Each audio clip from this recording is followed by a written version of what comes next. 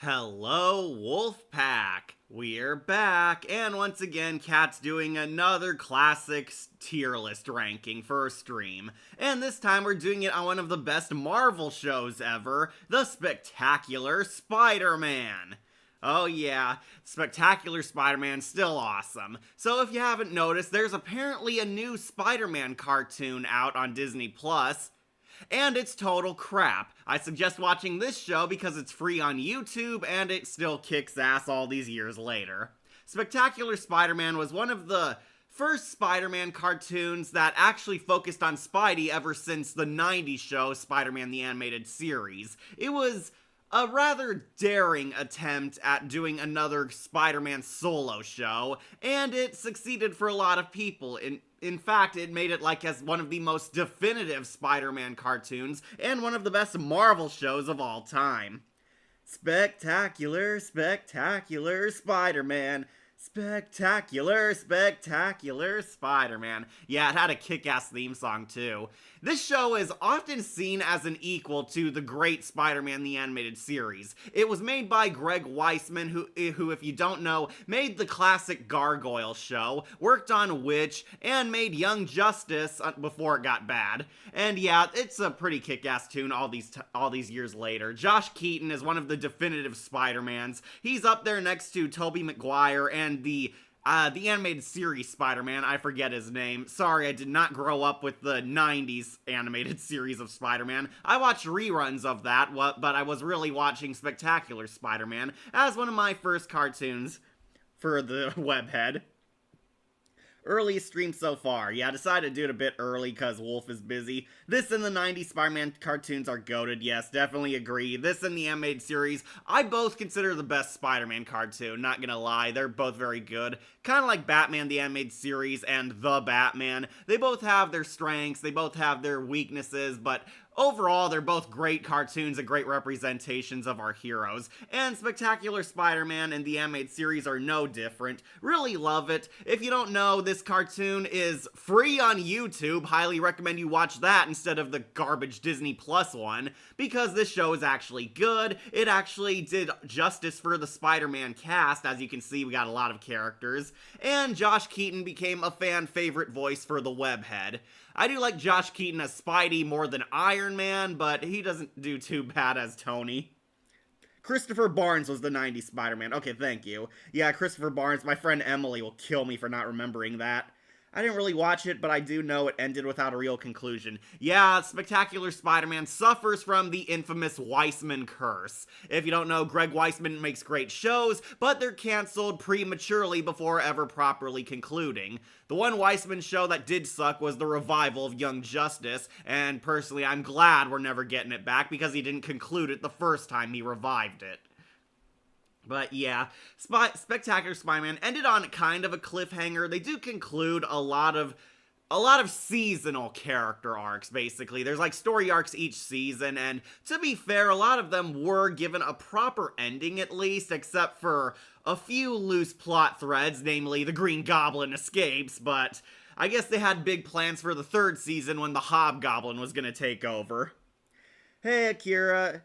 Nice to see you. Disney is terrible at everything that was not created by them. Okay, that was an exaggeration, but you get the idea. Yeah, I agree. Disney's awful at Marvel, and they're awful at Star Wars, and they're awful at any property that they didn't originally own.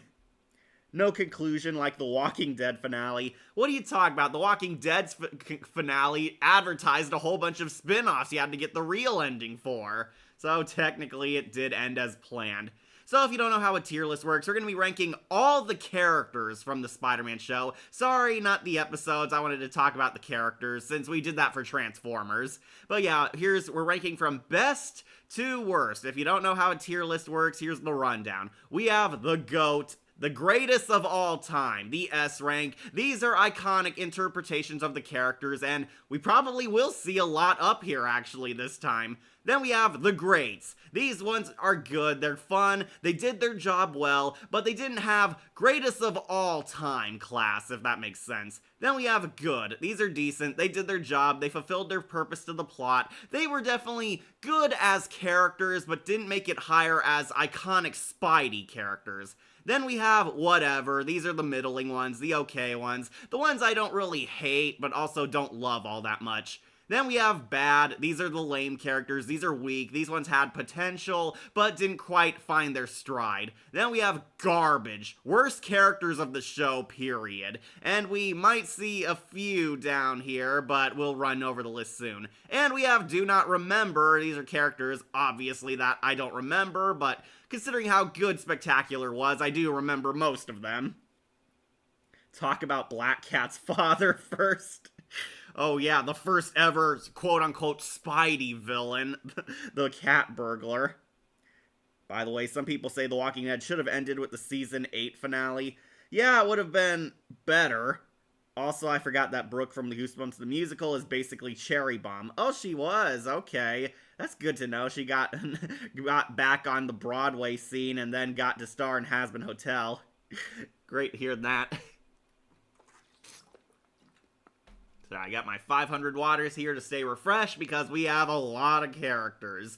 Spectacular Spidey had a huge roster of characters and they nearly got everyone. We never got Hydro Man, sadly, and the show was canceled before it was going to introduce the Hobgoblin, Carnage, and my friend Emily said Morbius was going to appear in it, but he was hinted at, and the Scorpion was also hinted at. Norman Osborn's on like a phone call with Mac Gargan, and we never see him in person, but it's implied the Scorpion was out there.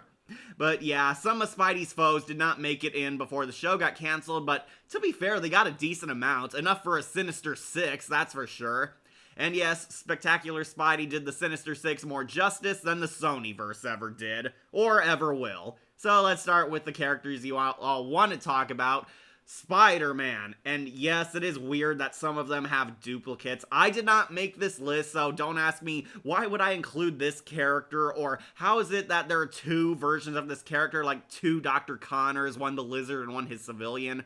I guess they count them as quote-unquote different characters, so they wouldn't spoil the big twist that some of these characters are in fact the people they were in the comics. But yeah, Spider-Man made it on twice, so let's get Spidey and Peter Parker out of the way. Yeah, and is there any doubt? He's going on GOAT. We'll put them both on here because they're both the same friggin' guy. Yeah, don't ask me why there's two, but yeah. Peter Parker and Spider-Man, both greatest of all time. Josh Keaton is one of the best Spider-Man voices ever. I played him like in video games. I remember him on shows. He did so good that he plays Black Spider on Young Justice, who is pretty much just evil Spider-Man. Yet this is one of the greatest interpretations of Peter Parker's Spider-Man of all time, and made him a huge household name. He's fun, he's witty, he's got his clever one-liners, and you actually feel sorry for him as the show goes on. He captures that with great power comes great responsibility, character trait that's been with Spidey forever. Also, I wish White Rabbit Show would have been the Spectacular Spider-Man and voiced by Grades Leo and Christina V. Yeah, wish it was, but didn't come true. Although in AMC's defense, the Walking Dead comic did last 193 issues across 16 years. Yeah, unfortunately, it kept getting delayed because Robert Kirkman was too busy working on 50 projects, including his show, which he should have been wrapping up. Yep, Josh Keaton was greatest Peter Parker Spider-Man. Yeah, I agree. Greatest of all time. This is one of the definitive Spider-Mans ever. He's up there with Barnes and Tobey Maguire, and I guess for those of you who like Andrew Garfield, who didn't get to be a good Spidey until the crossover No Way Home, yeah, it didn't retroactively make the Amazing Spider-Man 2 better. But yeah, Josh Keaton, he's great. Who doesn't love Josh Keaton? He also played a great John Stewart Hal Jordan. He's Iron Man on Marvel Rivals right now. I wish he came back as Spidey, but I guess Yuri Lowenthal is taking over that role. But yeah, this is a great Spider-Man. Love him, love his character arc. This Spider-Man actually matures as the series goes on, and they do highlight that he is completely inexperienced. He's young, he's naive, he's basically doing Spider-Man year one. It's his, like, first time as a Spider-Man, and Spider-Man's always been an interesting character because he doesn't have a mentor figure. He's not like Robin or Kid Flash. He doesn't have an adult hero he looked up to. He is doing this all on his own, and his guide was basically Uncle Ben, who we all know got shot, but inspired Peter to do good anyway and face through the consequences. And yeah, this is sadly one of the last great Spider-Man we had in cartoon form. Unfortunately, I did not like how he was betrayed in the Spider-Verse, but yeah, Josh Keaton was so good. He does cameo, apparently, in Across the Spider-Verse, where we see that hall of all the Spider-Men, and Josh Keaton's Spectacular Spidey was among the crowd. He's like on there for like 10 seconds, so you don't rush to see the movie just for that. That one being an R-rated Spider-Man Akira.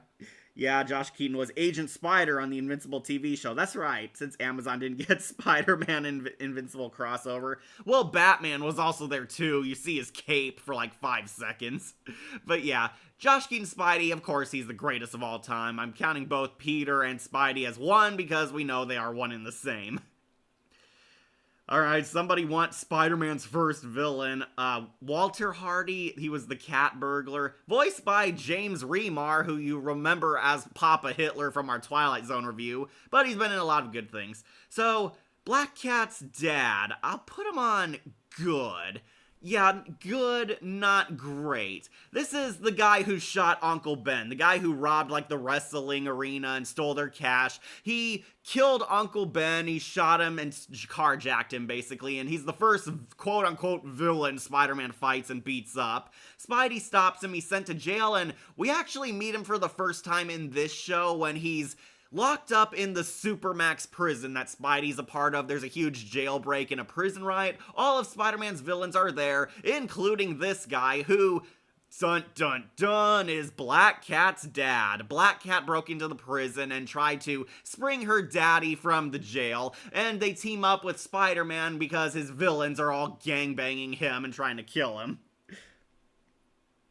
James Remar, also in 2009, has done the voiceover work, ads for Lexus luxury cars. Well, you know, he's also Black Mask in The Batman, and Lord Raiden in the live-action Mortal Kombat movie. So he's done a lot of good things. James Remar does a lot of comic book stuff, and this was no exception. He does a pretty good performance. He's basically kind of reforming. He's ashamed of his past. He's choosing to stay in prison. He doesn't want his daughter to rescue him or get arrested herself. He used to be this great cat burglar up until he started getting older and he relied on guns more, and unfortunately he took a life, and apparently he never killed anyone up to this point.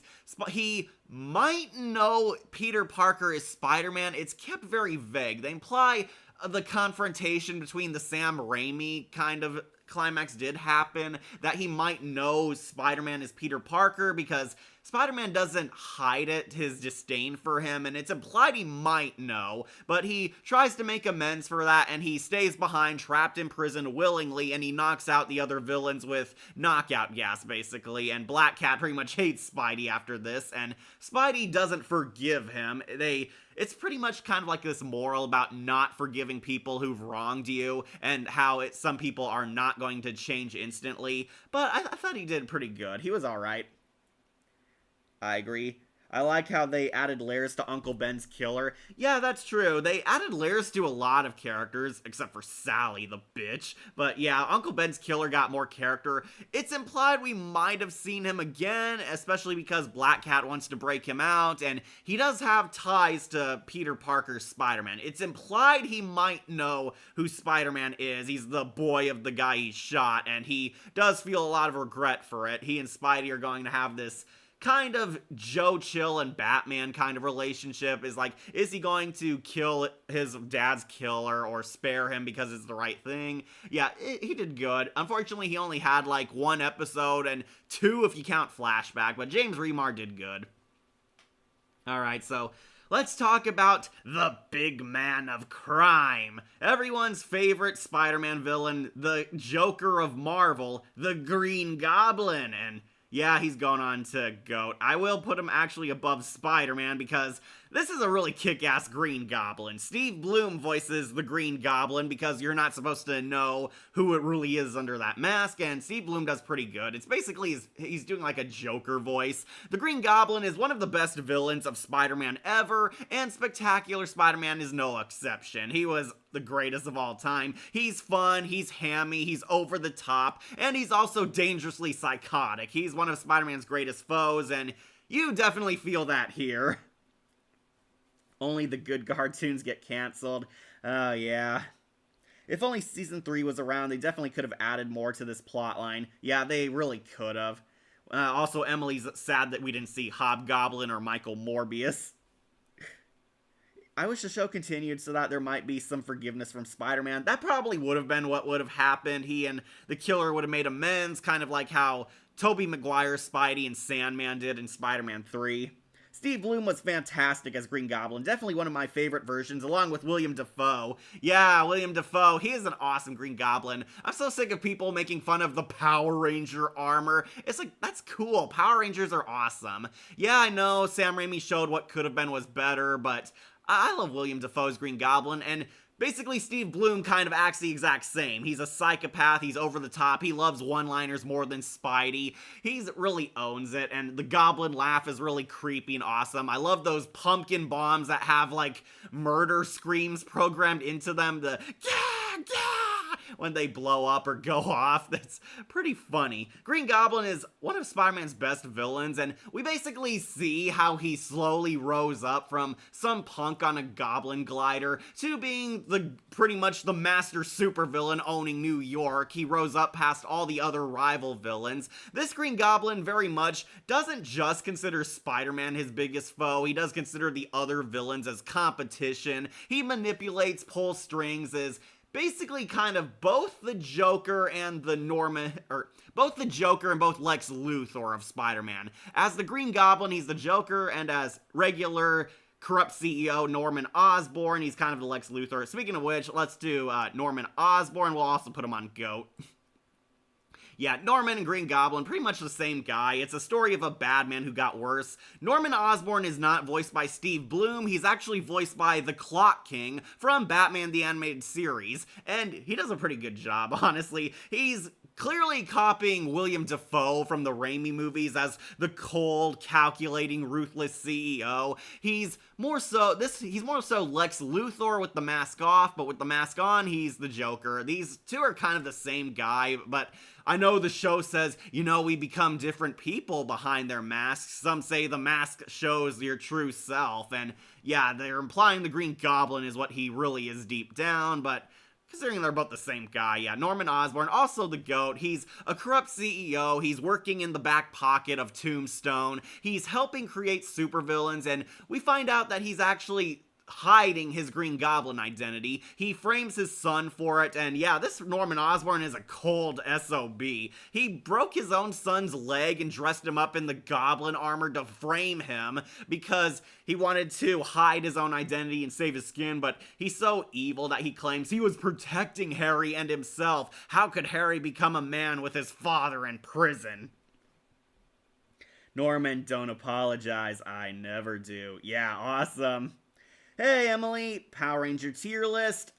Maybe. I still have to see them all. I kind of dropped the show around Mystic Force, and I tried getting into the Nickelodeon era, did not get into it. It's Wolfen time. Tombstone. I don't even know you. Of course you don't. That's why there's a mask, genius. I love Steve Blum. Hey, Emily. Yo, cat. Glad to see you're having the right opinions. Excellent, excellent, very proud, lol. Yeah, got him so far. Don't apologize, I never do. Yeah, the guy playing Norman, also pretty kick-ass. He's definitely no Steve Blum, but he gets the cold, evil kind of charm and charisma deep down. This Norman is a total sociopath, and it makes him a lot more creepier than the Green Goblin, I would say, because he's not being funny. He's not being laughably evil like Steve Blum is. And yeah, he's honestly almost as scary as Norman than he is as the Goblin. I'm about to lay down, but wanted to pop in and say, hey, hope the stream goes well, and we'll definitely check in on what I missed when I wake up. Okay, nighty-night, Emily, you vampire baby. We all wear masks, Spider-Man, but which one is the real one that hides your face, or the one that is your face? So many awesome lines from Green Goblin and Norman. Welcome, Emily. Also, Steve Blum was Sub-Zero and Wolverine. Yeah, Steve Blum's been in a lot of things. He's also Cowboy Bebop, so this guy's been around, and he always delivers his A-game. Definitely won't criticize him as a voice talent. At least Green Goblin feels like what Hawkmoth from Miraculous Treats' son Adrian would be like. Yeah, that's kind of what they went for, but no, Hawkmoth was more like Mr. Freeze than the Green Goblin, which was kind of a problem people had.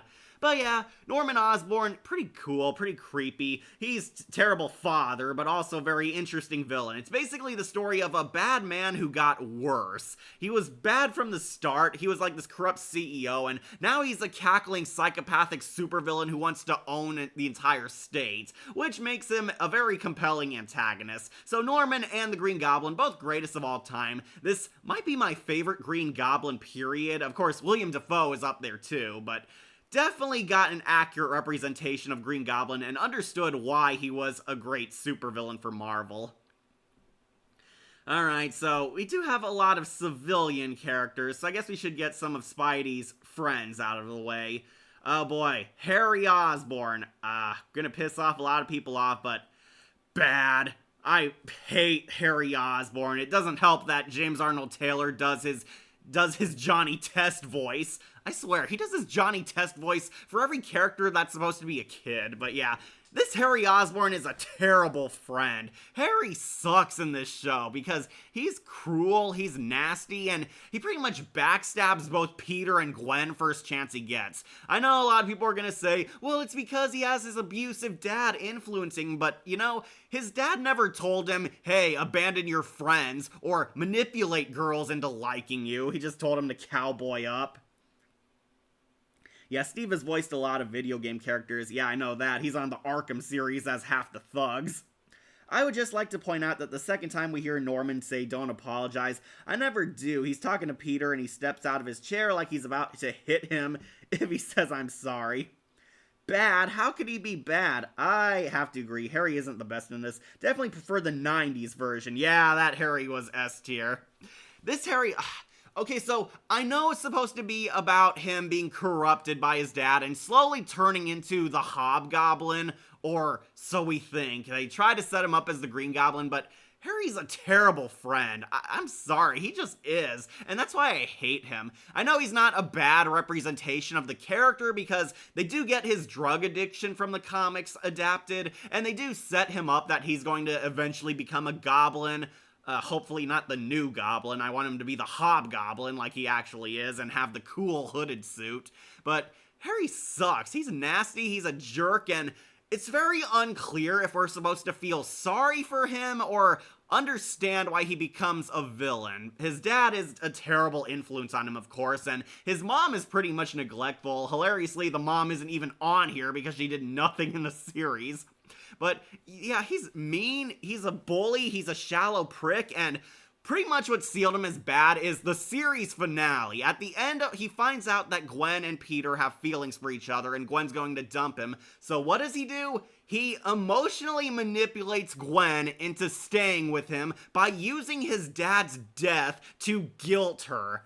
Yes, he knowingly does this too. He's not doing it accidentally. He manipulates Gwen into staying with him and not hooking up with his bro Peter, and basically kind of throws Peter under the bus the second he gets popular. He's hanging out with the cool kids, abandoned them, and honestly, the only scene I liked with him is when Norman calls him out on this. He tells him, enough, quit feeling sorry for yourself. It's not Peter's fault you're not popular or your grades are going down, it's yours. You want to be popular, then you be popular. You want a girlfriend, then you get a girlfriend. You want to move ahead in life, son? There's only one way. Cowboy up. And yeah, it's supposed to make Norman look bad, but he's kind of right. Harry Osborn is a self-entitled little brat who complains about everything. And unfortunately, he only got worse because he gets addicted to the Globular Green. It's a allusion to his drug addiction in the comics, and he's used as a decoy to fake you out into believing he's the Green Goblin. They do a pretty good job misleading you, I'll admit. And surprise, it was actually his dad all along, and it's implied that Harry's still going to continue drinking the Globular Green, and he might become the Hobgoblin next season like he does in the comics. The Raimi version of Harry is pretty good. Yeah, I agree. Unfortunately, some people will disagree because James Franco's in hot water right now. Harry feels like Felix and Adrian. Yeah, I agree. Yeah, 90s Harry Osborn was definitely a much better interpretation because, well, you actually felt sorry for him and he didn't want to be a villain, which made his tragic fall all the more sadder. Same with James Franco's Harry, who actually did feel like a compelling character, all things considered. This Harry is just a dick. Like, Disney Plus makes a new Spider-Man series like a comic book style. Yeah, too bad the animation's crap. For Gwen Stacy, she could be on good. His dad dies? Not really. His dad, quote-unquote, died in his final attempts to kill Spider-Man, but we find out, surprise, he faked his death, and he became, some guy named Roman. He, dyed his hair blonde and is escaping New York on plane. It's implied he's following the Lizard and his family, but we never find out because that season was canceled. Yeah, Green Goblin's not dead, but he faked his death, and Harry pretty much uses his dad's fake death to guilt Gwen Stacy into staying with him. Vulture Kruger time. Okay, a lot of people want the supervillains. We have to do the last in the nerd trio, though. Gwen Stacy. Gwen Stacy, played by the great Lacey Chabert. And Gwen, I might put on great. Yeah, I'll put her on great, not greatest of all time, because Emma Stone is hot as hell. But yeah, this version of Gwen, actually a pretty fun interpretation of the character. Gwen Stacy is not the super hot, supermodel we see in the Sam Raimi versions. No, she's actually the super hot nerd girl who's been friends with Peter and Harry since they were in nursery school together. She's pretty much just the sexy nerd girl. She's shy, she's cute, she's adorable, she's the moral compass to both the guys, trying to keep them on the straight path, and yeah, she's pretty cute. I won't lie, I put her on great. Unfortunately, she doesn't make it higher because they weren't able to do much with her by the second season, and I was kind of afraid that if we would get that scene where the goblin chucks her off that bridge. Lacey Chabert, she voiced Gwen. Yep, Lacey Chabert, the voice of Zatanna and the mean girl Gretchen. She plays Gwen Stacy, and pretty good, too. She sounds, adorable. She's sweet-natured. She's kind-hearted. She's unfortunately stuck in, a love triangle. Well, more like a love dodecahedron. She wants to hook up with Peter Parker, had a crush on him since school, but Harry Osborn is also into her, and she kind of dates him out of pity at first, and unfortunately it reminds me why I'm not putting her on GOAT, because Gwen Stacy has the same problem as Peter. She cannot decide which guy she wants to be with, and she's used for a lot of lazy love triangle cliches. I'm sorry, it is. The love triangle between Gwen, Harry, Peter, and Liz Allen gets kind of dragged out for a bit too long. It doesn't last as painfully long as most love triangles, but they did keep it going for a while, and a lot of it stemmed from Peter and Gwen not being honest about their feelings. A good version of Gwen. Just wish she got more seasons and have her maybe even know Spider-Man's identity too, like in the comics. Some people said Greg Weisman was going to make her become Ghost Spider, or aka Spider-Gwen, like in the comics. I'm not sure. A lot of people, there was a debate if she was going to die getting thrown off that bridge like she always does, or if she's going to become Spider-Gwen. I do think she would have been Spider-Gwen, at least if the show kept going by then. But we'll never know. Was Deborah Whitman from the 90s cartoon meant to be a substitute for her? Maybe. You forgot Eliza from Wild Thornberrys. Yeah, I forgot that show too. Yeah, she was also the girl who could talk to animals on the Wild Thornberrys. Really underrated Nicktoon, won't lie. Pretty good, and it had some creepy episodes. But yeah, Gwen Stacy, this version's pretty great. Fortunately, I do think Emma Stone has outclassed her because, Emma Stone is Emma Stone. She's hot, she's sexy, and got a lot more persona and character to her. This Gwen had a lot of persona, but didn't get much character development. It's mostly her trying to tell Peter her feelings, and we get allusions to her being killed by supervillains, like Venom takes her hostage, Dr. Octopus takes her hostage, and I'm pretty sure the Green Goblin would have held her over a bridge, just like her comic version. But yeah, pretty great character. Unfortunately, she's gonna be stuck in this emotionally abusive relationship with Harry because Harry guilts Gwen and gaslights her into staying with him, which is why I don't like Harry. But yeah, it's implied they were going to go through more love triangle drama next season, and eventually she would have hooked up with Peter until the Goblin chucked her off that bridge so he could get with Mary Jane. But yeah, pretty great interpretation. Won't lie, this Gwen Stacy is pretty unique. Almost greatest of all time, but just great.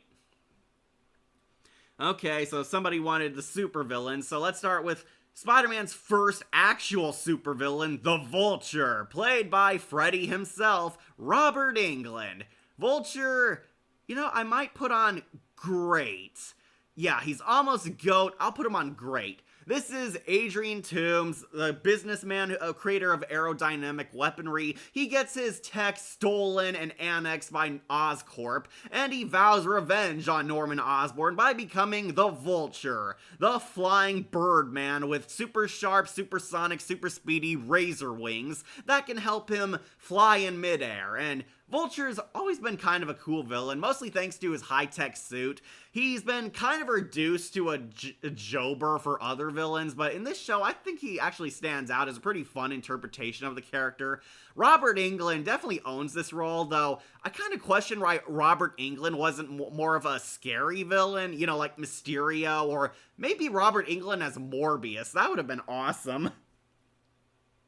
The Vulture was pretty good. Far from my favorite version, but still good. Yeah, I do kind of prefer the animated series Vulture because he actually won in the end. He got his youth back and he became a deadly threat. The Vulture in the animated series had a more awesome suit. This one went for kind of creepy-ish. He looks like a black bird. He's an old buzzard. And Robert Englund pretty much owns this role. He's pretty funny. He sounds dead serious. He's very over the top at times, but in a fun way. And yeah, I thought the Vulture was pretty cool. He doesn't make it to GOAT because he was kind of demoted to Dr. Octopus's right-hand man, basically becoming a glorified minion compared to the badass scary villain he started out as first season, but they didn't do a bad job. I thought this Vulture was pretty good. Personally, I'd like to see Robert Englund as Michael Morbius. I think that would have been more fitting of Freddy Krueger's talents because he should be playing scary villains. But as the Vulture, yeah, definitely a fun role. He was a great villain,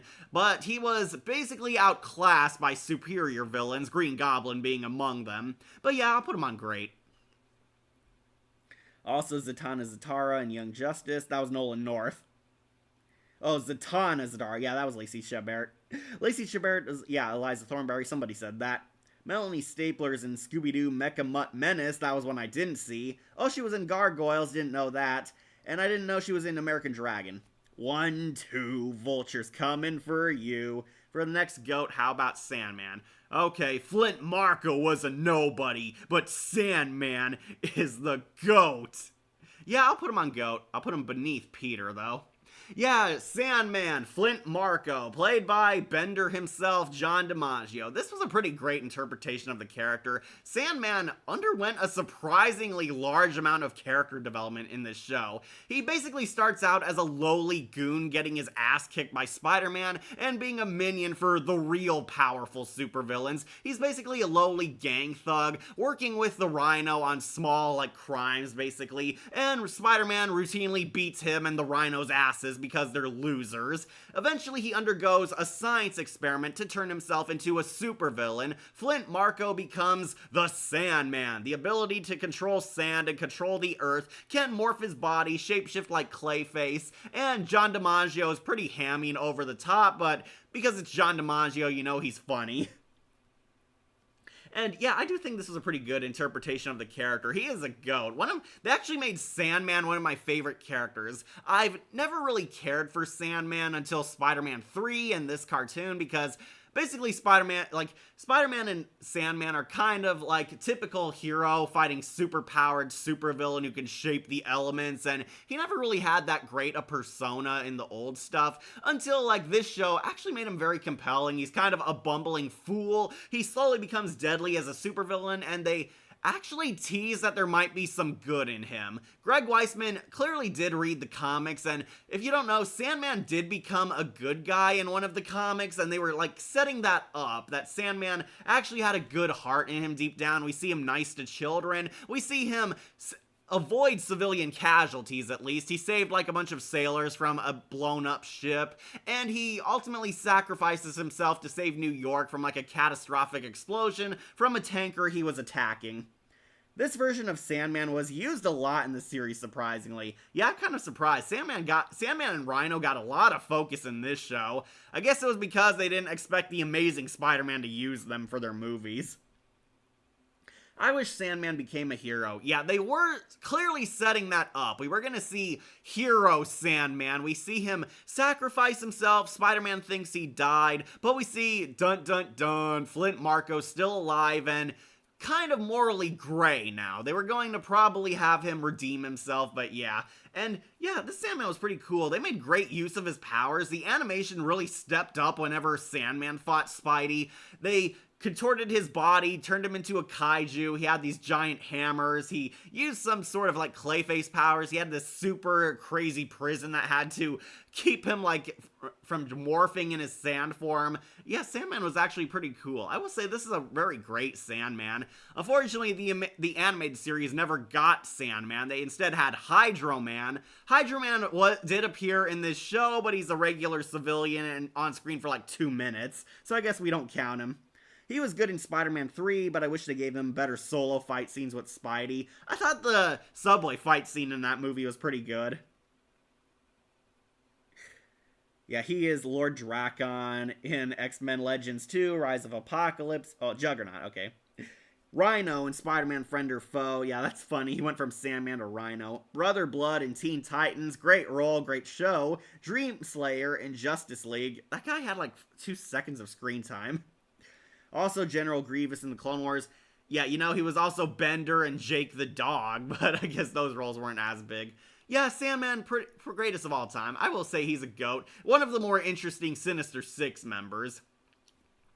So, guess we should get another civilian out of the way. Let's do the greatest guy himself, the head of the Daily Bugle, J. Jonah Jameson, who's also going on GOAT. Now, I had to look up to see if they got J.K. Simmons. No, it's not him. They got Darren Norris, who does a pretty fantastic J.K. Simmons impression. This is J. Jonah Jameson, aka Peter Parker's angry boss, the CEO of the Daily Bugle, and yeah, he's funny. He's just funny. He's hilarious. He hates Spider-Man with a bloody passion. Unlike the animated series where he helped the Kingpin fund supervillains, this version is pretty much just out to smear the webhead. That Spider-Man, he's a menace! Yeah, all that shtick. Pretty funny. I'm not gonna lie, he's pretty funny. They actually did give him character depth from halfway into the first season to season 2. We see he actually feels bad about the supervillains that are rising up. He feels bad when his son becomes a villain. His life does kind of fall apart, which actually made you feel sorry for J. Jonah, but as you can guess, he's a great comic relief character. This version of JK is awesome, along with the 90s animated series and J.K. Simmons version. Yeah, totally agree. This is basically just J.K. Simmons, but like a guy doing his voice and act. And yeah, who doesn't like J. Jonah Jameson? He's just funny. He's like a mean-spirited kind of funny, but so over the top, and he always gets his comeuppance because Spider-Man proves that he's a good guy, and the webhead never dies, always trying to prove Spider-Man's a menace, only to have it blow up in his face. There's a joke that stated JJ has a certain mustache. Can't say the name. Yeah, I know who you're talking about, the evil German guy. He is Timmy's dad actor. Yeah, Darren Norris, who also played Knockout on Transformers Prime. Really great voice, because he really sounds like J.K. Simmons. Yeah, I'll put him on GOAT, because he's just funny. Like, who doesn't laugh at J. Jonah Jameson's antics? Wish we got a scene of him wearing the Spider-Man suit like on Spider-Man 2. That was funny, but yeah, as is, he's a great one. Okay, so I guess we should do the Rhino, since he was also a petty thug. Rhino, I'll put on great. Yeah, Rhino has never been one of my favorite supervillains, even on a great show like Spectacular Spider-Man, because he's just the brute. He's the evil, big, tough, strong guy who likes to squash little people. Rhino is, along with Flint Marko, a petty thug who gets his ass kicked routinely by Spider-Man to the point where he's obsessed with getting revenge against the webhead. However, just like Flint Marko, Rhino also signs himself up for a supervillain experiment where he gets the super suit stapled onto his body and grafted, where he becomes the Rhino, a big, hulking abomination in a Rhino mech suit who can destroy anything in his path and has the strength of Superman, basically. He challenges Spider-Man to a fight, rampages, destroys everything. Rhino's key characteristic is that he's always had a big temper. He's voiced by Clancy Brown, because Clancy Brown is always a villain henchman in everything ever. Yeah, he's Cosmo and Jorgen Von Strangle in Fairly Odd Parents, Commander Dirk Trumbo in the Thundermanes. Oh, didn't know that. Sanguro and Naruto, and Heavy Load, and Robots in Disguise. Never watched Robots in Disguise. Wait, JJ wore that Spider-Man suit? I never saw that. Also, Clancy Brown did a great tough voice. Yeah, Clancy Brown is the go-to guy for tough dude voices, and the Rhino's no exception. He does the same voice he does as Razar, as Groon, as... what's his name? That evil general guy from Green Lantern, the animated series. I wish Clancy Brown would do more Lex Luthor-esque roles, but yeah, he's pretty much the tough guy in everything, and Rhino's no exception. Basically, big, stupid meathead that likes destroying everything. There is a funny moment where he and Spider-Man actually team up, because a supervillain auction is trying to sell off the schematics to make an army of Rhino suits, an army of Rhinos to invade New York, and Rhino wants to destroy it because he wants to be the only Rhino in existence in Marvel, and he and Spidey actually succeed. They destroy the schematics. They team up briefly, which is pretty fun and pretty enjoyable, especially because these two guys hate each other. Yeah, Clancy Brown's also Mr. Krabs. Also not the first Spider-Man character Darren Norris voiced. He voiced Venom in the PS1 Spider-Man game. Oh, I did not know that. Was he good? I kind of grew up with Ben Diskin's Venom and Tony Todd's Venom. And unfortunately, Topher Grace Venom, which was awful. Yes, J. Jonah Jameson wore the Spider-Man suit in the extended cut of Spider-Man 2. I think it's called Spider-Man 2.5 or something. Yeah, they show a deleted scene where J. Jonah wore Spider-Man's suit after he chucked it in the trash, and it's honestly really hilarious. The Rhino from Ultimate Spider-Man games was kind of interesting. They made him this dorky guy who speaks weird jargon in a giant Rhino mech suit. Okay, I could see that as pretty funny. Personally, I do think this Rhino is much better than Paul Giamatti, that's for sure. You know, Paul Giamatti from The Amazing Spider-Man 2, where he was Transformers Rhino, and he did nothing except show up and get beat up, and then shows up at the ending in the Rhino suit, where they tease him for a sequel where he'll probably do nothing there too. Oh yeah, he was great Venom in that game. Okay, pretty good. Darren Norris is a great voice actor, so it doesn't surprise me. Yeah, Rhino, pretty great. Unfortunately, he doesn't get much character development because Big Stupid Brute, who's a minion for the higher-up supervillains, but honestly, they didn't do a bad job. It's pretty good, pretty fun. Clancy Brown is having a ball playing this guy, and I do think this is the last good Rhino we've had in a while in cartoons, because then they just change him into like a guy wearing a Transformers suit, basically. Yeah, this Rhino's pretty great. I'll put him up there. Okay, I guess we should start dwindling more civilians down. Alright, let's do Peter's Aunt May, who I'll put on good. Yeah, this version of Aunt May, pretty good. She fulfills her role. She's basically the wise, sweet, gentle old lady who gives Peter great advice, who is pretty much has a lot of medical condition, a lot of bills. Peter's trying to support her, but she's also trying to support him. Aunt May's pretty good. She's a good egg. Definitely not one of my favorite Aunt Mays of all time, because I do love the movie versions. I love Cliff Robertson's Uncle Ben, and what was her name? Miss Rose as Aunt May. Yeah, this Aunt May's pretty good, won't lie. She's good. She does her job well. Aunt May has never been one of the best characters ever of Spidey, but this version fulfilled her purpose. I'd say she's good. I like this version of Aunt May fine, though the Sam Raimi version in the 90s series I like better. Yeah, she had a lot more in that. She was also the Octopine leader in the Little Mermaid TV series, Mr. Freeze and Bane, and the Batman, Clancy Brown. Groon in Thundercats, yeah, I loved that. Mr. Freeze was cool in the Batman, but they didn't give him much character. And Hebediah Grimm in Scooby-Doo Mystery Incorporated. Yeah, you shall be judged. And let's get Uncle Ben next, played by the great Alan Arkin. I think that's his name. Yeah, we'll put him on We'll put him on great, actually. Oh, I'm the GOAT. Yeah, Uncle Ben. Who doesn't love Uncle Ben? So, not gonna lie, Cliff Robertson from the Sam Raimi versions is my definitive Uncle Ben. I really love Cliff from the Sam Raimi Spider-Man trilogy, and because he really owned that role, but this version, voiced by, I think, Alan Arkin, I think that's his name. Oh, Ed Asner. Okay, sorry. Stupid cat. Sorry, I forgot that. They made Aunt May smoking hot in the Ultimate Spider-Man show. Yeah, she was hot in the MCU, too. Sorry, Ed Asner as Uncle Ben. Okay.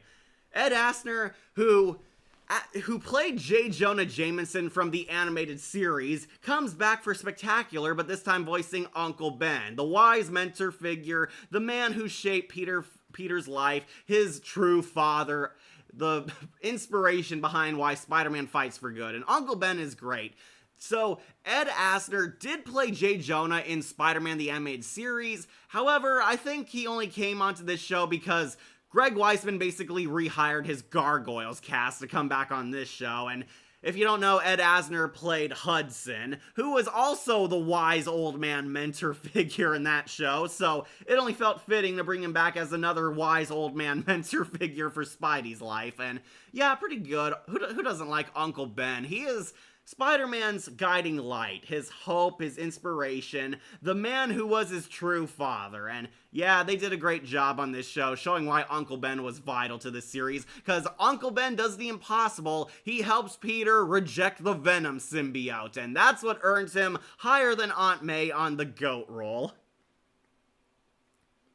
Yeah, Carl from Up, and Kid Potato and Word Girl. Well, Ed Asner was also Hudson in Gargoyles, but yeah. Yeah, Ed Asner did a pretty great job. I was surprised they didn't get him back as J. Jonah, but considering J.K. Simmons is the definitive J. Jonah Jameson, I guess it made sense to copy that role instead. But yeah, Uncle Ben, he's the GOAT. Who doesn't like Uncle Ben? He's vital to Spider-Man's story. Alright, so ooh, got a lot less supervillains. I guess we should do the Lizard. So, let's do the Lizard, aka Dr. Kurt Connors, who I will put on great. He'll make it high up, and we should also get civilian Kurt Connors, there he is. Yeah, they're both the same guy, so yeah, we'll put them both on great. I actually like D. Bradley Baker as Dr. Kurt Connors, socially awkward scientist. Personally, I think D. Bradley Baker is way cooler as Reed Richards, Mr. Fantastic, but they kind of do the same voice as him, so yeah. Dr. Kurt Connors, aka the Monstrous Lizard, a noble scientist who once used his great genetics, engineering, and science skills to help people, sadly becomes corrupted as the Lizard because he's testing a super serum that can help people grow limbs. If you don't know, lizards have the ability to regrow limbs they lost. They can regrow their tail, regrow their arms, and etc. And he tests this formula on himself to help amputee victims, or handicapped people, basically regrow lost tissue. Kurt Connors lost his arm. He has like a robot cybernetic arm in this show, but he wants his real arm back, so he uses the lizard formula, and it works at first, and then he loses his mind and becomes corrupted by lizard DNA until he becomes a monstrous lizard man. I missed Aunt May. Well, I wanted to say that I like when she's an elderly woman and not an aunt. I like to fuck, which I must admit I didn't like in the Tom Holland. Well, Marissa Tomei is pretty hot, so a lot of people forgave that. But yeah, pretty fine. I love how they had Uncle Ben in the one episode fight off Peter's dark side and the symbiote suit, which was pretty cool. Yeah, that's why this Uncle Ben made it to GOAT. He helps Peter break free from the symbiote. Deborah Strange played Aunt May, who played Ellie Radigan in Grey's Anatomy, Miss Dorothy in The Day I Find You, never heard of those. D. Bradley Baker plays the Lizard. Yeah, if you don't know, the Lizard, basically, tragic mad scientist, a Jekyll and Hyde story. The Lizard is kind of Spider-Man's answer to Man-Bat. Basically, a tragic scientist like Dr. Kirk Langstrom. He wanted to heal his handicap, wanted to bring good in the world with his genetics, but unfortunately turned himself into a monster who's now more beast than man. And the Lizard goes on a rampage, destroying stuff, eating stuff, and they do make him look like the classic Lizard. He still has his lab coat on. He's still a giant reptile man who can basically whoops Spider-Man very easily. He can withstand a lot. However, this version of Lizard is more feral beast. He doesn't have his intelligence like he did in the animated series. Or the Amazing Spider-Man, if you remember the Goomba Lizard. Yeah, I thought it was pretty great. Unfortunately, the Lizard doesn't make it to GOAT because he was only a monster man in one episode, and then they cure him. Eddie Brock and the Lizard's son help Spider-Man heal his lizard side. They inject the antidote into him, or no, they throw it into like his mouth. He reverts back, and he's pretty much Dr. Curt Connors for most of the series. I believe they were restrained in using the Lizard because they thought Spider-Man 4, Sam Raimi's saga, was going to finally make Curt Connors the Lizard, but that never happened, and so we got Curt Connors for most of the series, and yeah, I kind of liked him. He was pretty fun. He's eccentric scientist, wants to do good, is kind of scatterbrained, kind of a Doc Brown-esque scientist, helps Peter, helps Spider-Man, and helps the world, helps New York deal with their supervillain problem. Very tragic. Unfortunately, he had to leave New York because the Jackal found out he was the Lizard and was blackmailing him, and they basically leave where we probably would have seen them come back, and we would have seen Norman turn him into the Lizard again because Norman is like trailing them Hannibal Lecter style, but whatever. He reminded me of Mesogog from the Power Rangers Dino Thunder. Oh, the Lizard? Yeah, Lizard's always been a really cool Spider-Man villain. Unfortunately, Spectacular didn't do much with him because he's a monster for one episode, and then it's kind of like this dirty secret he's trying to hide. Yeah, D. Bradley Baker, awesome Lizard. And he was the Destroyer in Spider-Man 97. Oh, I did not know that. I'll have to listen for him again. For Mrs. Connors, she should be next to Aunt May, and she was voiced by most 90s boys' favorite crush, Kath Soucie. Yeah, Martha Connors. Lizard was more screen time in a 90s series with even some interesting stories throughout the series, though for a one-off villain he was fine. Yeah, he's pretty much mostly recurring helper, Curt Connors, but the Lizard might have been back. We'll have his wife then, Martha Connors, who also put on good. Martha Connors is pretty much the straight woman to her husband's scatterbrained scientist mentality. She doesn't get much character. She's kind, she's aloof, she's smart, she gets the job done, she's no nonsense, she takes her job seriously. She doesn't get much character outside of being like kind of the maternal figure for Gwen and Peter. She's the more sane woman of their Connors science family at the Institute. Kath Soucie voices her, does a pretty good job too. She plays like this sexy MILF for all the parents watching this with their kids, and Martha Connors was fine. I'll put her on good. They imply she was going to become Lady Lizard, the she-lizard, the girl version of Lizard she's in the comics. At the end, the Connors family are kind of blackmailed into moving out of New York. They're going to Florida because tee-hee, Florida has lizards there too. And basically, Martha Connors is very bitter and upset about it. She hides it, but is very passive-aggressively very pissed that they're being kicked out of New York, kicked out of their own institute, and basically has to move to Florida to start a new life with her family. And there's a fan theory that she was going to become the she-lizard. She was going to get the lizard formula and transform herself, or maybe Norman Osborn was going to corrupt her into becoming the girl lizard because she's the one most affected by being forced to move out of town thanks to the mechanizations of the Jackal kicking them out and annexing their lab. And basically, I would have really liked to see Kath Soucie play the she-lizard if that was true. Unfortunately, that season never came because it was canceled. Also, Mr. Fantastic Reed Richards on Earth's Mightiest Heroes. Yeah, I did say that. Love D. Bradley Baker as Reed Richards. We have female Man-Bat in Batman the Animated Series. Yeah, it was kind of in that same vein as Francine Langstrom becoming the She-Bat. Martha Connors might have been the She-Lizard if the show continued, according to Greg Weisman and fan theories anyway. But as is, I'll put her on good. And we'll get the last of the Connors clan out of the way. Their son, I think named Billy Connors. Yeah, we'll put him on whatever. This is Curt Connors' son. He had like one episode. He was funny in it, but he didn't really do much because the show didn't really focus on him. Yeah, their son was whatever. He was okay. He did his job. He had a heartwarming moment with his daddy lizard, and then pretty much never appeared in a prominent role in the series ever again after that. Might have seen him become Kid Lizard possibly, but nope, he's on whatever. Okay, so I guess we should clear off some civilians because we got plenty. Alright, so let's talk about Mary Jane, aka Spider-Man's greatest love interest, played by Vanessa Marshall, who, yeah, is going up on GOAT. Yeah, this is one of the best Mary Janes ever. This Mary Jane is hot, she's mysterious, she's street smart, she's a social butterfly, she is kind of an actress like she was in the Raimi films, and Vanessa Marshall really owned this role as the cool girl. She's the sexy, mysterious, manic pixie dream girl.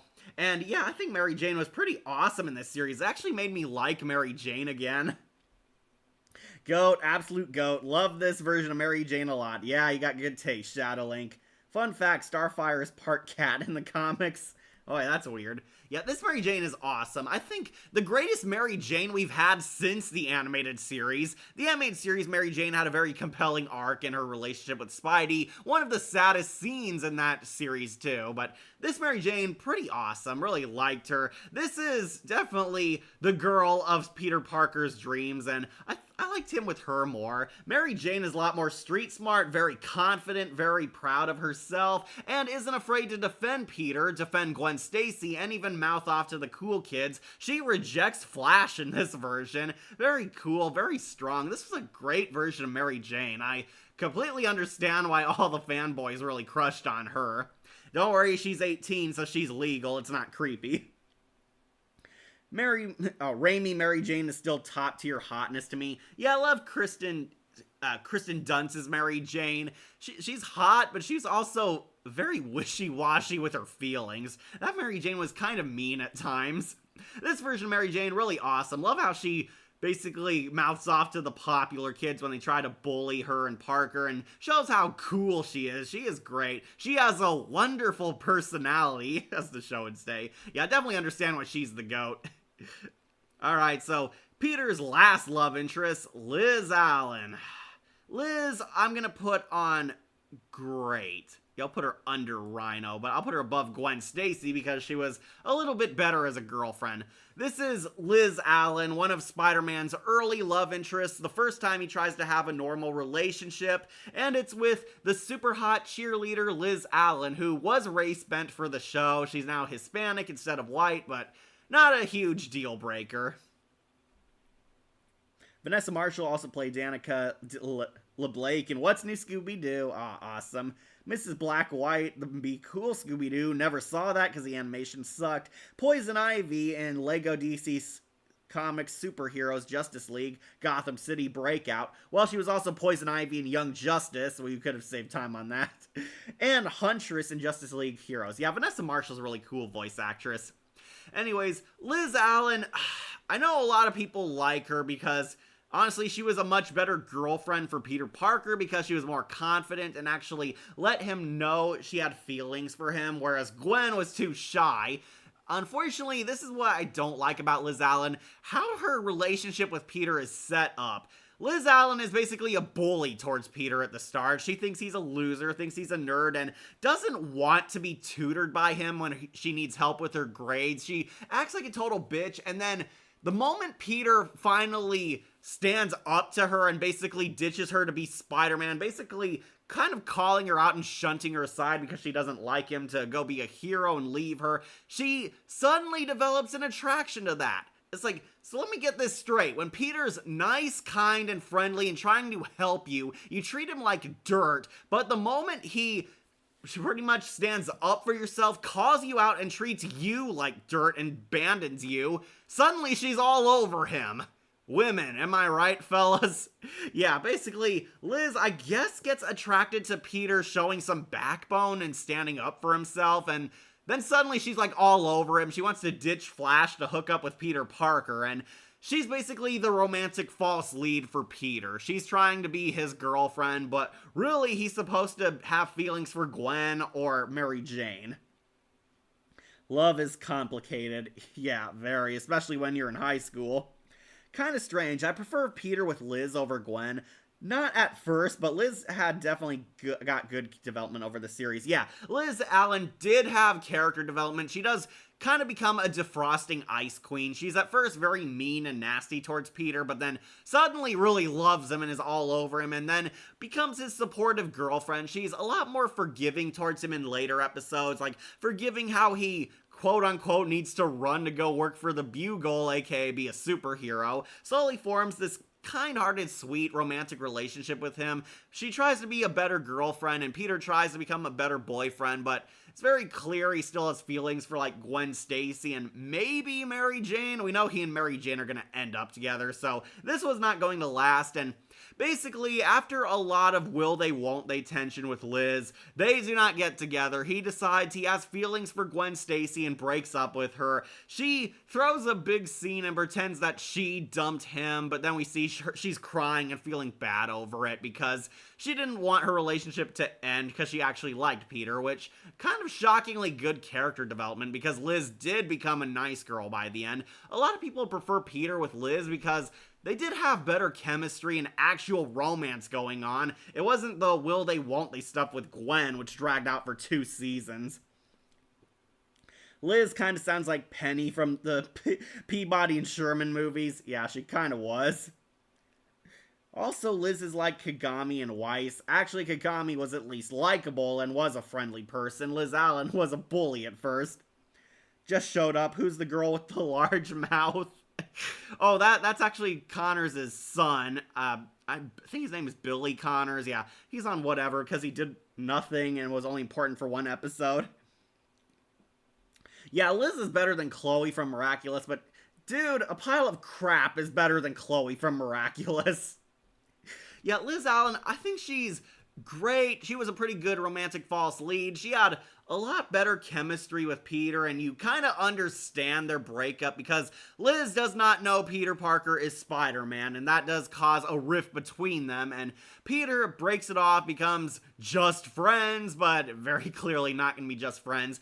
One thing that made her very interesting is her brother actually became a supervillain, and Peter reaches out to her and acts friendly towards her. Basically, he tries to be her rock for her and help her out when Mark becomes the Molten Man, and it was the first time she was actually interesting as a character because somebody in her family was now involved in Spider-Man's life as a villain. So Liz Allen, I will put on great. She doesn't make it to GOAT for me because I do think some of her flaws kind of hold her back, but yeah, she's definitely better than Gwen Stacy if you were wondering. Better girlfriend, actually made Liz Allen an interesting character for once. Much better than Homecoming did, but yeah, Liz Allen, she's great. Okay, Alana Ubach played Mama Imelda and Coco. Ooh, really? Sally Arville is garbage. Yeah, let's get her away. Let's get rid of Sally, who is going on to garbage. This bitch is the worst character on the entire show. This lady is the Sentinel Prime of Spectacular Spider-Man. She is awful. She is a mean girl. She's nasty. She's rude. She's unpleasant. This might be the worst character Grey DeLisle has ever voiced, which says a lot when you remember Grey DeLisle was playing Azula around the same time. Yeah, Sally sucks. The Sentinel Prime of Spectacular Spider-Man. Awful character, awful persona. For no reason, she hates Peter and tries to actively break up Peter and Liz Allen. She actually is happy and glad that Liz dumps Peter, which made her super unlikable. They tried to humanize her, but it failed. It succeeded as much as Sentinel Prime being humanized. Oh god, yes, Liz Homecoming was bad. Speaking of which, Sally. Sally sucks. She's Chloe from Miraculous, yeah. If you don't know, Sally was actually a character in the comics called Bluebird. She was going to be set up into having her hero arc and become Bluebird. I'm glad that didn't happen because she is awful, and I wouldn't have cared if Bluebird died like she did in the comics. Grey DeLisle's worst character ever because she's obnoxious, unlikable, very rude, and the one episode where she got focus on where, but she felt sad because she thought Peter died. It's like, oh, yay, yippee skippy. She hates Peter, but not enough to cheer when he died because she's not a monster. That makes me so like her more. Awful. The Sentinel Prime of Spectacular Spider-Man. Alright, so let's do the other popular kid, Flash Thompson, the star quarterback, Peter Parker's former bully, and the big man on campus. You know, Flash I might actually put on great. Yeah, Flash Thompson, the original idiot bully of Spider-Man. He starts out as a total prick towards Peter, but surprisingly undergoes a lot of character development and becomes a frenemy to Peter. Flash Thompson, if you don't know, is the dumb jock football star. He's at first a bully towards Peter, but as soon as Liz Allen starts warming up to Peter, all the cool kids reluctantly start letting Peter into their clique, let him into the fold, and Flash Thompson weirdly shows like a more human side as the show goes on. One of his best scenes ever is when Peter's undergoing the symbiote's corruption and Peter's acting like a dickhead to all his friends, and out of all the people to call him out, Flash is the one that actually gets to him, points out that Peter's being a dickhead who's ignoring his own friends helping him just to feel sorry for himself. Like with Liz, Flash got better through time. Yeah, it is kind of shocking how much Flash actually became a nice guy. Is he fast, though? They did not call him Flash because of his speed. It was because he kept taking his clothes off in nursery school. I must admit that he was different when Aunt May was in the hospital. Yeah, that he actually does show a human side. He feels sorry for Peter because his aunt had a heart attack and is in the hospital on life support, and out of all the people that finally break through Peter during the symbiote arc, Flash is the one that actually gets to him because he actually makes sense that Peter is ignoring his friends who care for him and acting like a dickhead, which is, you know, awful shitty behavior, and it kind of wakes Peter up to realizing this isn't his normal self. Sentinel Prime's humanization was handled kind of poorly. Yeah, very poorly.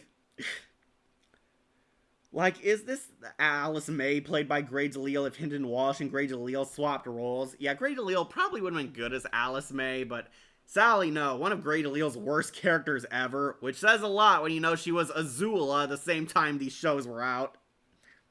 Joshua LaBarre played him, that have no other roles. Oh, that's weird. Flash's development in the 90s series is pretty good. I liked his relationship with Deborah. Yeah, Flash was basically Black Cat's boyfriend in that show. But yeah, he kind of becomes like a redeemed idiot bully. He's still dumb, but he's a lot nicer to Peter. He helps reach through to Peter. He becomes sort of a frenemy. I do remember they hung out together on the Valentine's Day date night. Like, they're all at prom, they're all hanging out, and Flash is pretty much trying to get a new girlfriend after Liz dumps him. He tries to hook up with this girl, like Kelly Hugh plays this character. He wants to hook up with her, but she's an intellectual academic girl while he's a stupid idiot that she doesn't like, but slowly but surely he wins her over by showing that Flash actually does have a nice side to him. He snitches on Harry Osborn when he was taking Globular Green to juice himself to win the football team. He acts nicer to a lot of people. He does more for school, and we do see a human side to Flash Thompson. They actually made Flash Thompson a likable character, which I will put on great because it is a miracle they achieved that. Much better than the Indian academic bully Flash from Homecoming. Like, this Flash was one of the last great interpretations of the character, so I'll put him on great, but not the greatest of all time. I do think the 90s Flash definitely scored points above this guy, but yeah, pretty great. Alright, so I guess we should talk about one of Peter's last friends turned bitter enemy, Eddie Brock, aka Venom. We are poison to both Peter Parker and Spider-Man. We are Venom. Yeah, Venom, going on the goat. And yeah, we'll put Eddie Brock up there too. Oh, where'd he go? There he is. Yeah, Venom, Eddie Brock, aka the Venom symbiote, both on GOAT. I'm putting him above Sandman. Yeah, Venom, awesome, one of Spider-Man's greatest villains of all time, and of course the show surprisingly succeeded at making him even better than before. Venom, voiced by Ben Diskin, aka Number One from Codename Kids Next Door, surprisingly flexes some huge acting chops in this because he's very great as both Eddie Brock and the Venom symbiote.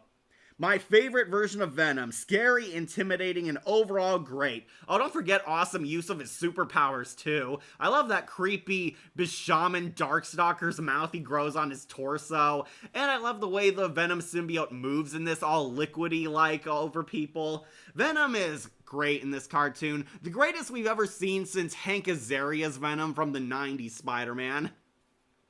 Venom is creepy, monstrous, scary, a total corrupting force. The Venom symbiote, just like in the comics and Spider-Man the Animated Series, it gets attached to Jameson's rocket ship, and he crash lands with the symbiote gunk tied to it, where they study the symbiote as this alien goo. It looks like Prometheus goo at first, and during a break-in, a supervillain named Black Cat is breaking into the Institute to steal the Venom symbiote, but fights Spider-Man, where Spider-Man accidentally steps in it, and Venom takes over Spidey, and we get the Black Suit Spider-Man arc, until the ghost of Uncle Ben helps Peter break free, and Venom is removed from Peter Parker, only to attach itself to Eddie Brock, who is Peter Parker's ex-best friend turned enemy. So I like that this version of Eddie Brock actually liked being friends with Peter Parker and Spider-Man. Eddie Brock was like a total ace. He was the big man on campus. He's the cool guy. He's smart. He's awesome. He has full confidence in himself, and he's a total bro towards Peter until the events of Spider-Man start destroying their friendship. Yeah, Eddie Brock is the classic Spider-Man's best friend turned bitter enemy, where the Venom symbiote combines with him and shows him the truth that Peter Parker and Spider-Man are both the same person and they have a common enemy, where Venom goes on a rampage and gets revenge on Peter's life, but what made him deadly is that he knows Spider-Man's identity, so he nearly kills Peter's friends. He, almost comes for Aunt May, he takes Gwen Stacy hostage, he toys and gaslights Peter psychologically by showing up at places and disappearing, and Venom had a really creepy voice in this. He was cool. Yeah, Venom is awesome. It took me a while that his voice was number 1 and number 2 from KND. Yeah, that's what shocked me. Number 1 and number 2 from Kids Next Door voices Venom in this, and surprisingly good. Shay Shan Nguyen. Oh, was that her voice? Okay. Was that her character? Okay. My favorite version of Venom. We're poison to you, Spider-Man. That's why we call ourselves Venom. Yeah, pretty cool voice. Benjamin Diskin, the actor of Eddie Brock, played Kai Miguzuku in Blood Plus, Joseph Joestar in JoJo's Bizarre Adventures. Oh, awesome. Also, hot take, I liked his design in Spider-Man 3. Yeah, the design in Spider-Man 3 for Venom wasn't the problem. The problem was Eric Foreman as Venom. Topher Grace did not have an intimidating voice. It was so weird hearing his whiny, nasally nerd voice coming out of this badass symbiote. It did not match. Yes, I know, Venom actually looked cool in the movie. Unfortunately, he wasn't played by a cool actor. That was the problem. Also, Shiva in Record of Ragnarok. And Aren Hekuru and Go-Go Loser Rangers. Still never saw that. And Keldor, Skeletor, and He-Man in the Masters of the Universe. Oh, was he in that? I don't think Benjamin Diskin was in that as Skeletor. I thought Mark Hamill was that Skeletor.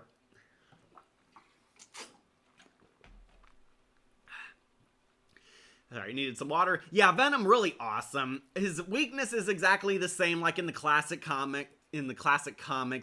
Sound vibrations basically destroy the symbiote. It drives it off the host. Eventually, in one of the greatest episodes of the series, Venom finally says screw it. He just goes into the Daily Bugle and it publicly announces that Peter Parker is Spider-Man. And this leads to a very compelling drama where some people believe Peter is Spider-Man and some people don't. And Spider-Man's identity is at serious risk, and Venom is now going full-blown, all-out war with this guy. He fights Spider-Man in public. He tries to unmask him. He's going around spreading word that Peter is Spider-Man.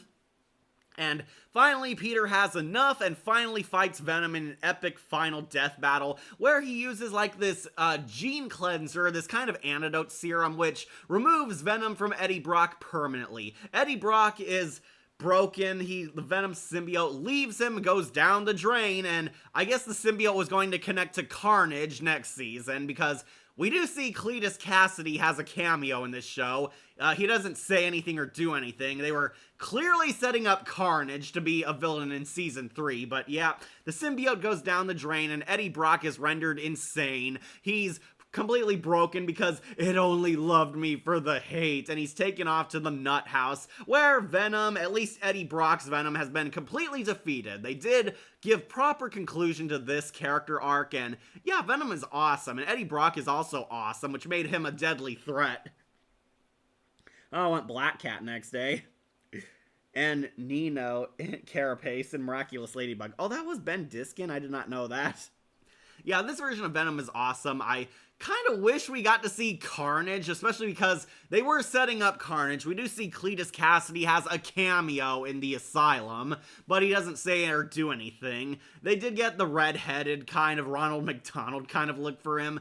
I'm not sure if Cletus Cassidy was going to be an insane bomber or a serial killer like he really is, but yeah, Venom, awesome. Who doesn't love Venom? He's one of the greatest of all time Spider-Man villains, and this show did not fail him. Both him and Eddie Brock are GOAT class. So somebody wanted Black Cat. Felicia Hardy, aka the Master Thief Black Cat, played by Tricia Helfer, who I was kind of surprised. It's Edie from Mass Effect, and she's surprisingly good at doing a sultry Catwoman voice. Yeah, Black Cat has always been Spider-Man's Catwoman. She's a cat burglar, a super thief with slick skills, a femme fatale demeanor, really kicks ass, and yeah, she's going on GOAT. I am going to put her above Spider-Man, but under Green Goblin. Yeah, Black Cat is awesome. This is one of the greatest Black Cats I've ever seen. Yes, she is almost better than Jennifer Hale's Black Cat. Tricia Helfer, really hot, has a really suave voice. It's basically Catwoman. She's basically Catwoman. She has cat-themed weaponry, cat-like skills, agility. She's the hot femme fatale. She's in it for the money, in it for stealing things. Carnage would have been great in this series. Yeah, who do you think would have voiced Carnage? Like, who should have voiced Carnage in Spectacular Spider-Man? Like, there's so many great voice actors. I would have actually really liked if Tom Kenny played Carnage. I think he could have done it. He did good as Dr. Octopus. But yeah, Carnage almost would have been in this series, but unfortunately we'll never see that unless we get the Spectacular Spider-Man remake, kind of like X-Men got. You know, X-Men 97. I hope Spider-Man kind of gets the same, but some people want a continuation of the 90s Spider-Man, which is fine. 90s Spider-Man is awesome, but I would rather have proper conclusion to Spectacular. I love the 90s Spectacular and even the Marvel Spider-Man 2018 video game Black Cat, the most out of these felines. Yeah, Spectacular Black Cat, awesome. She is the GOAT. Crispin Freeman could have been a cool Carnage voice, in my opinion. Unfortunately, Crispin Freeman was too busy being Electro. I would have liked Tom Kenny as Carnage, honestly. That would have been cool.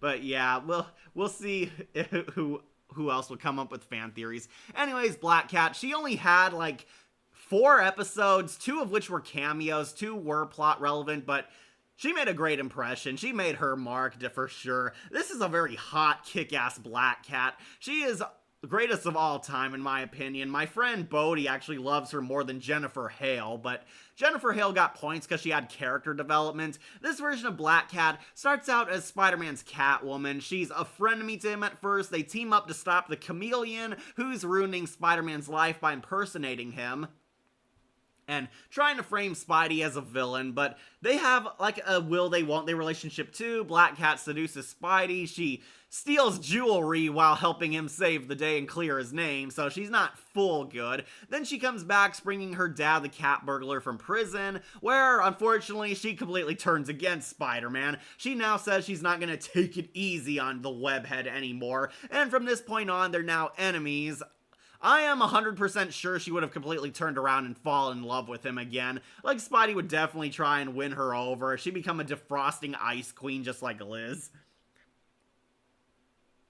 Sorry, reading some comments. Yeah, Black Cat, she is greatest of all time, won't lie. Black Cat has had some good interpretations. The 90s, Spectacular, and The 2018 video game Black Cat, pretty cool. I am kind of mixed on the Insomniac Black Cat's design, mostly because it kind of looks generic. That's my problem. She's just wearing like kind of a basic tech ninja suit, which isn't as hot as her other outfits. Black Cat is definitely top of the waifu list. 90s Black Cat, Spider-Man 2 game Black Cat, top of my waifu list. Personally, I liked Ollie Hillis as Black Cat. It was fun seeing Liara play kind of a Catwoman villainess, but Trisha Helfer, really sexy voice. I was kind of surprised. Of course, like, she does kind of sound like an adult. Apparently, she's not supposed to be. She is a legal adult, but Greg Weisman, like, did not do a good job clarifying that. I do love this Black Cat. Yeah, Trisha Helfer was also Molly McNamara in Supernatural, Amanda Smith, Aphrodite in Mystery Incorporated. Oh, she was Aphrodite. Oh, that really cool. Lydia Lane on Creepshow. Never saw that. And, oh, you wish Keith Silverstein or Xander Mobus as Carnage? Keith Silverstein I could see as Carnage. Also, she played Sonya Blade in MKX. Oh, she did. Okay. I didn't remember her, but I will say she was better than Ronda Rousey. I wish Christina V or Faye Mata as Black Cat. Christina V I can totally see as playing Black Cat. She's got a sexy voice too, and she's pretty good at playing kick-ass women, so yeah, Black Cat, really cool. Anyways, this Black Cat is one of the greatest interpretations of the character. She managed to be in the same league as Jennifer Hale's Black Cat in less screen time, which really says a lot about how good Spectacular Spider-Man was. Yeah, definitely, she's hot. She's a waifu material. Really love her as a hot chick. Really love her as a kick-ass character. Really love her as Spider-Man's Catwoman. She is one of the greatest of all time, and actually outclasses Spider-Man to me, so that says a lot. Black Cat, GOAT. Alright, so if we're doing her, we should also do the other foe Spider-Man fought first meeting her, the Chameleon. Oh boy, Steve Bloom's Chameleon. I'm gonna get a lot of heat for this, but I'm putting him on whatever. Yeah, this is not one of the best interpretations of the Chameleon, for one big reason. He doesn't have his friggin' powers. This Chameleon, like, uses makeup and latex costumes and gadgets, masks, and has to rely on basically normal stuff to become the master of disguise. The Chameleon is a Spider-Man villain whose superpower is that he can transform into other people. He's an evil shapeshifter and an evil infiltrator. The Chameleon basically needs to rely on Tinker and Mysterio to help back him up. This is a weak version of the Chameleon. Didn't think much of this Chameleon. Yeah, I agree. He's whatever. Well, Trisha has a very mature voice, so no wonder she sounds very adult with her Felicia. I love it. Yeah, Trisha's got that sultry confidence. She's a bombshell. So, of course, she made a great Black Cat. The only problem is people had a hard time determining if she was in Peter's age range because of her adult voice. I do believe she is because Greg Weisman said she was, but yeah, she sounded more adult. But Black Cat's still a GOAT. But Chameleon is not. Chameleon is whatever. I really liked the 90s Chameleon who had that super belt. He could literally project holograms of himself. This Chameleon needed to wear costumes and dress himself up. In Chameleon's first episode, he fails to steal the symbiote, so he decides to get revenge on Spider-Man by framing Spider-Man as a villain. He wears the original Spider-Man costume and uses gadgets made by his henchmen, Mysterio and Tinker, who give him these upgrades and help him commit Spider-Man robberies, basically. He breaks into banks, breaks into companies, and steals all the money, and makes even more dough selling photos incriminating Spider-Man as a menace to the Daily Bugle, and basically Black Cat and Spidey team up to stop him. And didn't really think much of him. It doesn't help that Steve Bloom barely got to be this character. Chameleon is only in 2 episodes. One where he frames Spider-Man, the black suit Spidey shows how much better he is. He beats him up and exposes him as a fraud, but Chameleon is so OP that he breaks out of prison and steals some officer's identity somehow without anyone seeing him. And he slinks off into the unknown until he returns in the finale where, dun dun dun, we find out that the Chameleon was pretending to be Norman Osborn when Norman was dressed as the Green Goblin. It's a realistic version of Chameleon. Well, here's the thing. You say you want realistic versions of Spider-Man in the same show where we have a Lizard Man and Venom and a Sandman. You know, a whole bunch of superpowered characters. Like, I'm so sick of people saying, well, we wanted realistic versions of the character who fights like supernatural monsters made from science all the time. I was like, this show had a guy made of sand, an alien monster, and a reptile beast man. Why should we have a realistic version of a master of disguise, especially when he's like this deformed, weird, grotesque, pale-skinned Slenderman kind of guy underneath the mask? So which version of Christina V could voice Black Cat? Voice be like Marinette or Veronica Mayday? Well, I think Christina V should use her Marinette voice as normal civilian Felicia Hardy, and she should use her Veronica voice whenever she's the Black Cat, don the mask at night and all that. Also, I hate Miraculous made the Chameleon dull and more like Rogue from X-Men. Yeah, pretty weak.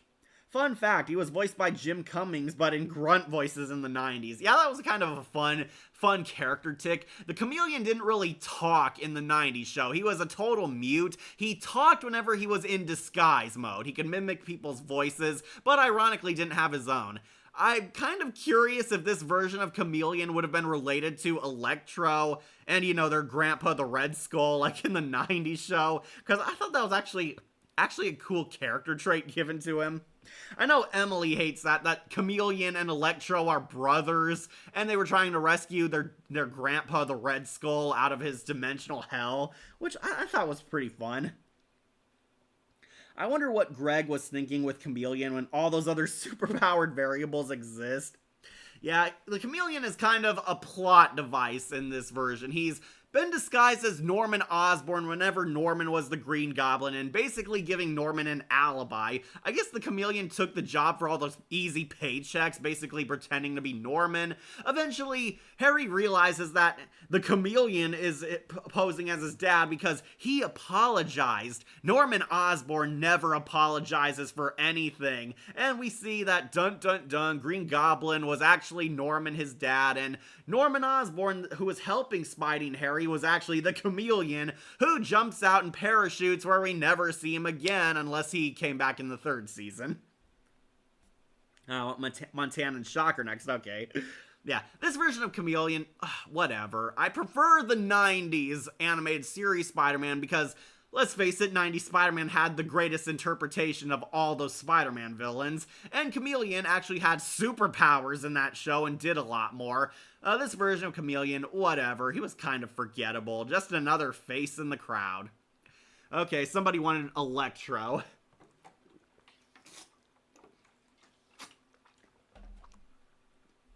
Alright, Max Dillon. Don't you know I'm Electro?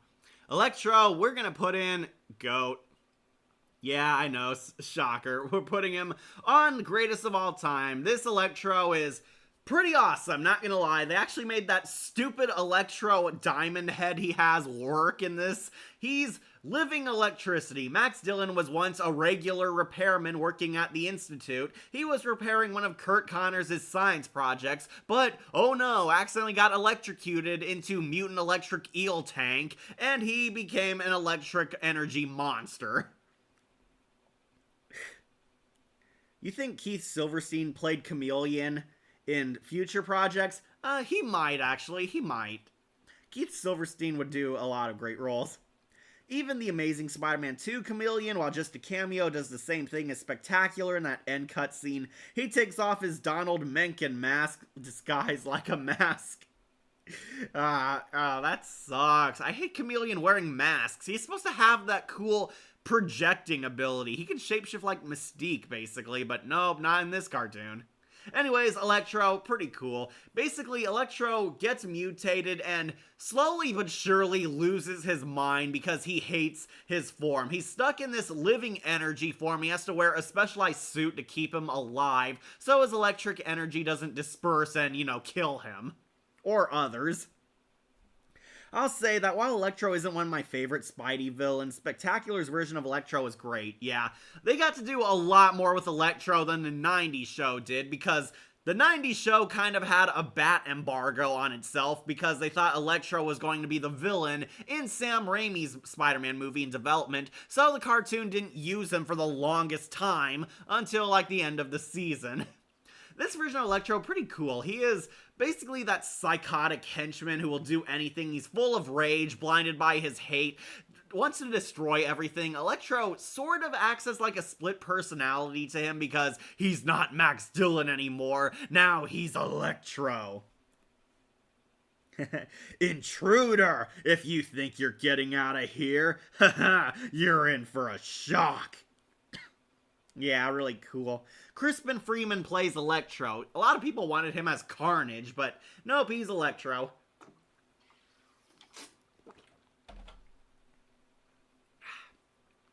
Yeah, Crispin Freeman did a pretty good job. He plays this psychotic lunatic. Personally, I thought Crispin Freeman was better as Firefly, as his psychopathic supervillain self, but Electro pretty cool. He basically becomes a psychotic henchman working for the Sinister Six. He's like Dr. Octopus's right-hand man, doing whatever he says, helping to destroy the webhead. He kind of flip-flops between wanting a normal life, but also embracing his supervillain side. Again, trying to go with the split persona approach to his character.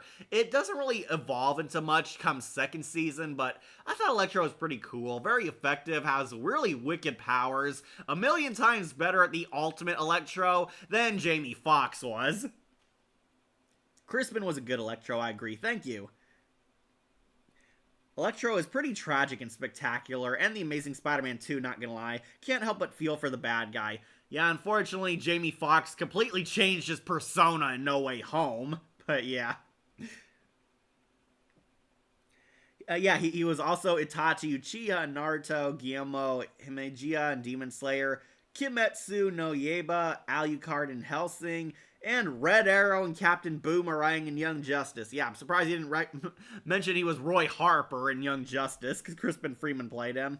Also, I remember Aftershock is female Electro. Yeah, who doesn't love, like, living energy being? Electro's pretty cool. Personally, I think the 10,000 Volt Ghost is a cooler electric villain, but yeah, this version is a goat. Very tragic, very compelling, actual pretty fun supervillain. He doesn't get much in terms of character development in Season 2, but I guess they were saving him for later. Definitely one of the most iconic Sinister Six members next to Doc Ock. But I will say, Spectacular did a lot of great things and made Electro a cool supervillain again. Alright, so somebody wanted Montana, aka Shocker! The Shocker! And I'm not gonna lie, Shocker has never been one of my favorite Spider-Man villains because he's basically a guy with super laser gauntlets, and that's about it. However, the show combined two characters as this guy. They combined Montana, this cowboy-themed gang thug slash bounty hunter merc, with the Shocker, the most electrical-powered Spider-Man villain next to Electro, and he plays by Jeff Bennett, who does really good as him, so Shocker, I will put on GOAT. Yeah, Spectacular Spider-Man did the impossible. They actually made Shocker really cool. I guess this Electro's teeth didn't get fixed here. Yeah, I guess he kept his insides despite being energy.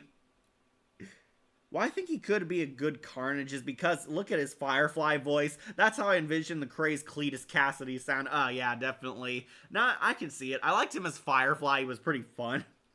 I wish Grey DeLeo played After Show than Sally. Yeah, I wish Grey DeLeo got to play a good character in this show other than Sally. But nope. Shocker slash Montana, yeah, I actually liked him. He was pretty fun. He's this cool, no-nonsense, consummate professional merc. He's initially a regular bounty hunter named Montana, working with the Enforcers. They're hired by the big man to assassinate Spider-Man, but Spider-Man kicks their asses, and Montana manages to escape, where he gets upgraded as a supervillain, the Shocker. He has those super slash shockwave slash soundwave gauntlets he's given, which he can use to take on Spidey in a fight. He can give himself barrier force fields. He can actually hurt the webhead as a supervillain. Again, Shocker isn't one of my favorites, but I did like the 90s Spectacular and even the Sam Raimi video game version of Shocker the most. Hey, Jon Snow, glad you made it. Yeah, this actually made Shocker one of my favorite villains, which says a lot about how good Spectacular is, because Shocker is one of my least favorite Spider-Man villains. He's pretty much just a goon with super gauntlets. That's it. He has like super Soundwave gauntlets, and that's what makes him a threat. I've never considered him top tier supervillain material, even with the infamous Shocker! I will chase you down to the ends of the earth moment. Yeah.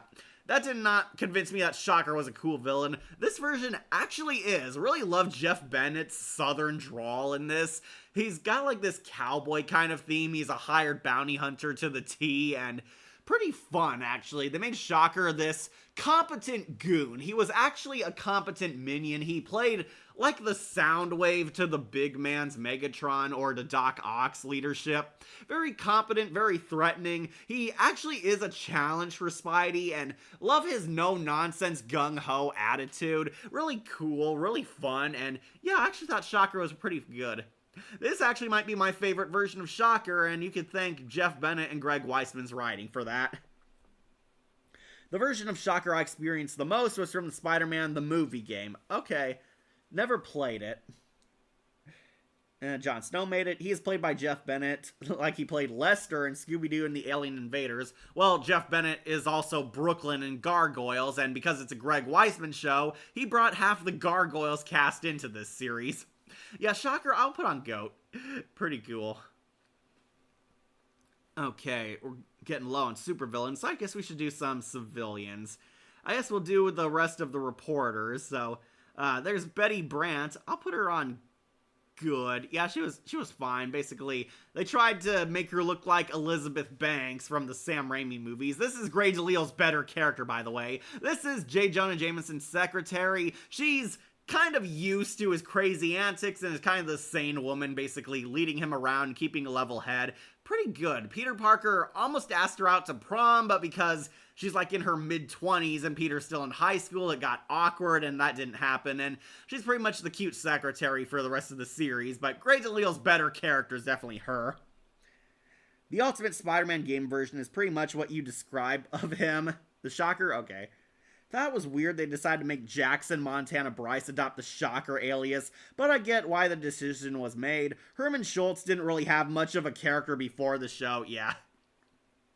Yeah, they did combine Montana with Shocker, and I kind of like that they did because it gave him more character development, because he basically goes from a petty thug to an ultimate Sinister Six supervillain who's actually a threat to Spidey. It made him more compelling and definitely saved on time and made more compelling drama, that he was basically the two characters tied together that basically evolved to keep up with Spider-Man and the rise in supervillains. Alright, next, Ned Leeds. This is Ned, who will put on, also whatever. I'll put him above the Connor's son, that's for sure. This is Ned Leeds, who you all know from the MCU. Basically, he's nothing like that Ned from Homecoming and Far From Home. He's basically the funny reporter. He's kind of the guy who's put down by J. Jonah. He's also a cocky reporter. He has a crush on Betty Brant because she's hot. He has an important role when he's interviewing people about Spider-Man being Peter Parker, but ultimately decides that it's false. Peter Parker is totally not Spider-Man, but they leave it ambiguous if he knows it or not. Like, is she Natalie from Miraculous Ladybug be like, well, except she's not evil. Yeah, Herman Schultz sucks. He doesn't have any character. I actually liked, one time I liked Herman Schultz Shocker is when the Vulture accidentally kills him in Homecoming, and he just passes it off to the cool black guy and says, you're the new Shocker. That's the only time I liked classic Shocker.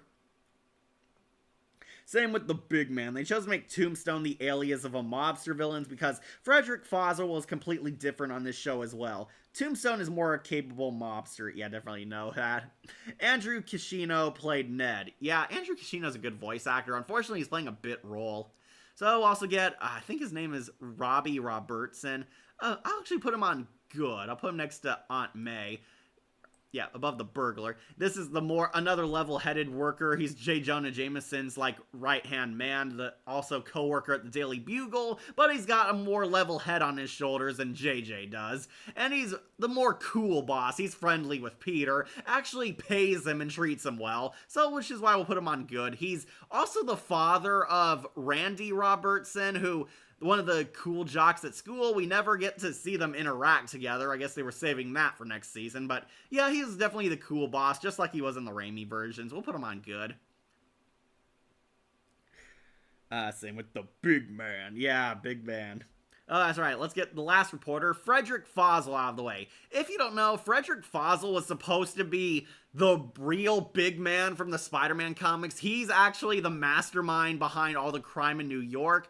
But here, that doesn't happen. He's actually this male Lois Lane. He's a competent reporter doing anything what it takes to take a story. They do tease that he might become a villain. I will actually put him on good. Yeah, I actually liked that they were setting him up for something bigger. He infiltrates the mob, pretends he's a thug named Patch, but he's really reporting on Tombstone's operation and studying the supervillains. He finally comes to aid Peter Parker when he reveals that there's an auction for the Rhino's mech suit specs. He was trying to get access to it, but he was kicked out because I guess they figured out his cover, like he blew his cover or something. He disguised himself as like a thug named Patch and is there on the sidelines, kind of going undercover to report on the mafiosos of New York. He's a male Lois Lane. Spidey saves him from time to time. I agree, Sally's the worst character in Spectacular Spider-Man. Oh god, her voice is terrible. Yeah, Grades Aleo's worst character, or at least one of her top 5 worst characters. 90s Robbie would have been goated. Spectacular's version was fine. Yeah, that's right. He was fine. Again, 90s version got a lot of the best characters, and Robbie did more on that show, so yeah. Oh, he was also Saw Gerrera. I didn't know that. Yeah, Phil Lamar plays him and his son hilariously. Anyways, Frederick Foswell, I do have one thing to say. They imply that he was going to become the Gentleman from Spider-Man. If you don't know Gentleman, he's this incognito villain. He's the Man in Black from the Amazing Spider-Man movies. They imply that he was gonna be set up for a larger role, just like he is in the comics. In the comics, Frederick Foswell is actually a supervillain. He's the real big man of crime, but he's used as a red herring here. And yeah, basically he's sort of an aloof ally to Peter and Spider-Man. He's really this Lois Lane reporter kind of guy. I thought it was pretty good. I would have liked to see more of him. This is definitely James Arnold Taylor's better character, even though he sounds exactly like Harry Osborn, which is pretty funny. But yeah, he was pretty good. I would have liked to see more of him, but season 3 didn't happen. Okay, so we do have quite a few civilians still. Well, let's do J. Jonah Jameson Jr. Jameson Jr., my son, the astronaut. I will actually put him on great. This is JJ Jr., Jameson's son, my son, the astronaut. He's set up as a bit character at first. Hilariously, he's also voiced by Darren Norris. He went into space, he finds the Venom symbiote. However, he got infected by mutation spores that were on the space shuttle. They touched him and morphed him into Colonel Jupiter. Yes, seriously, that is his name. Comic books are very weird.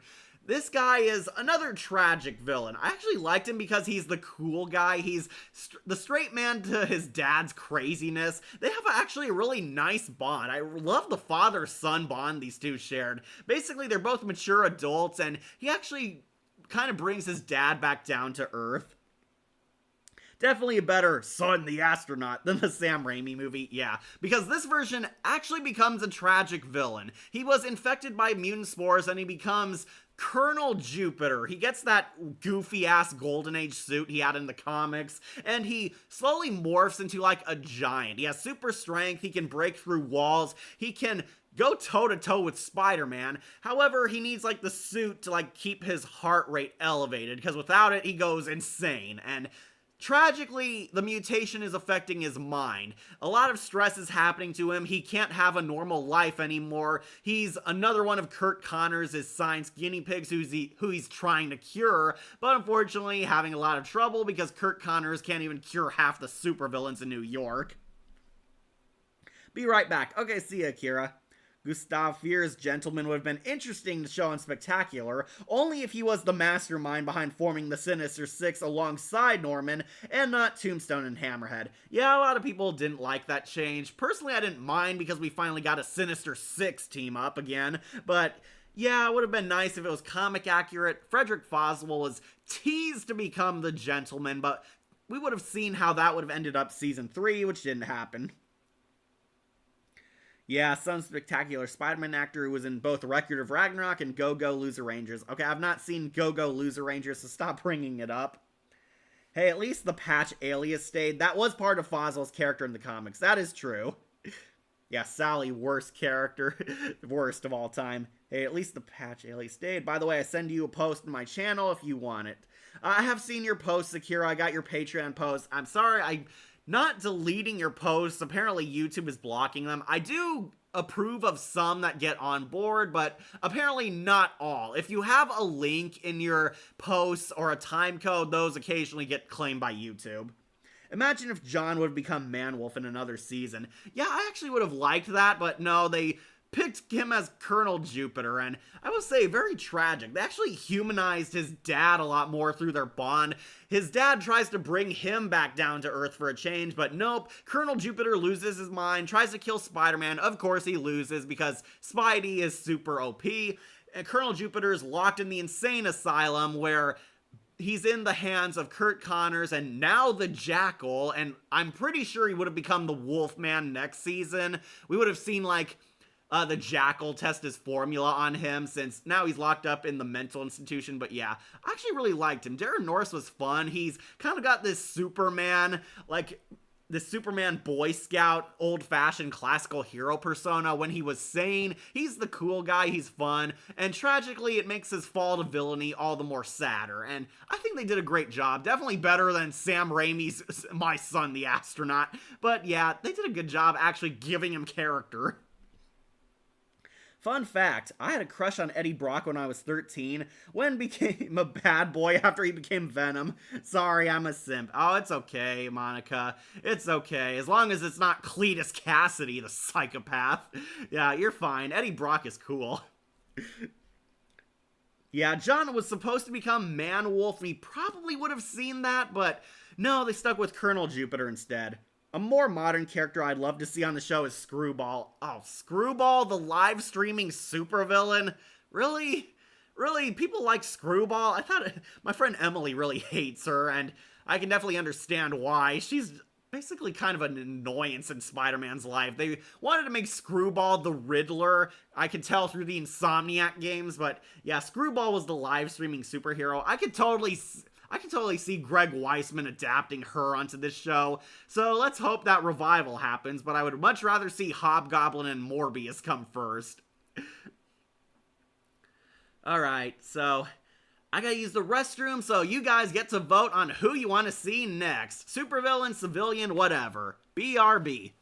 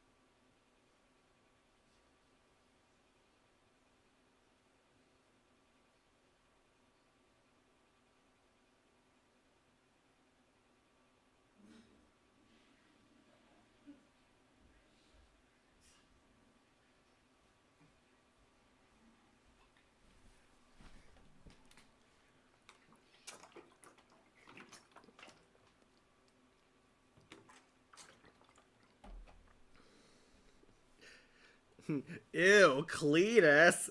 Yeah, apparently Cletus Cassidy got ladies too. He got, what's her name, Shriek?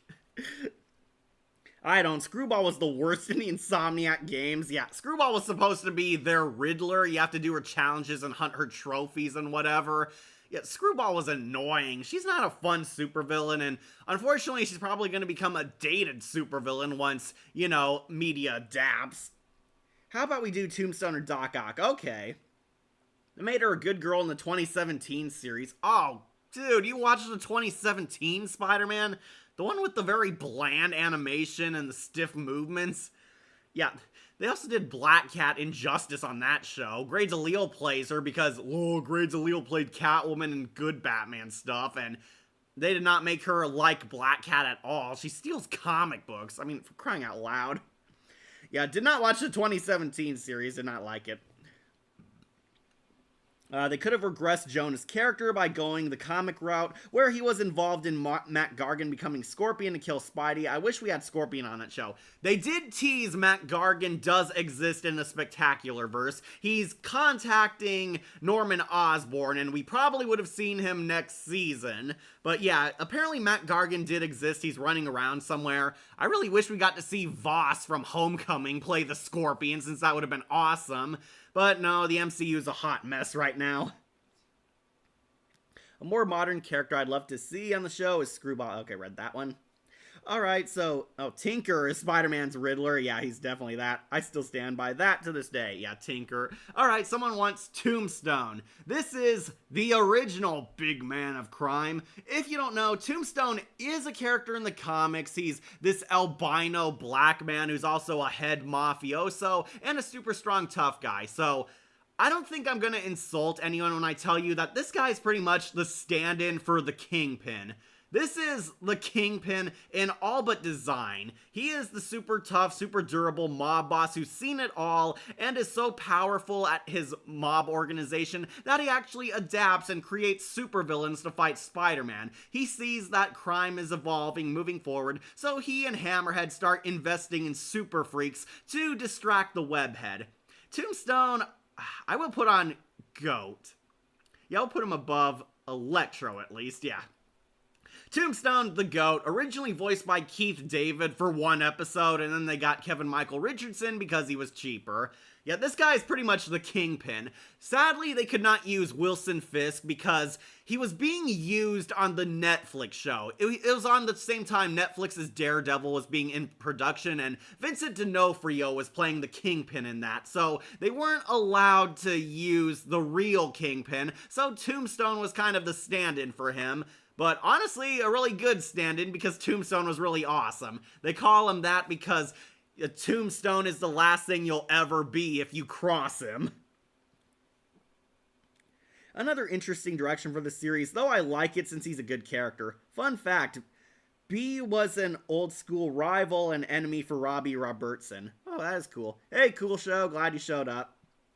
Yeah, this is basically the Kingpin of the show. Tombstone is really awesome. He's super buff, super strong. He can tangle with the likes of Spidey. He's originally this untouchable mob boss. He's paying Norman Osborn and Doc Ock to basically create supervillains to whack Spidey for him because his regular enforcers can't do the job. He helped create Shocker, he helped create Sandman, the Rhino, Doc Ock, etc. Basically, Tombstone's this really cool. He's laid back, he's a badass in a nice suit. He's the untouchable mob boss supervillain. He owns New York City. I'm very certain he was gonna run for mayor just like the Kingpin did because, again, this is just the Kingpin.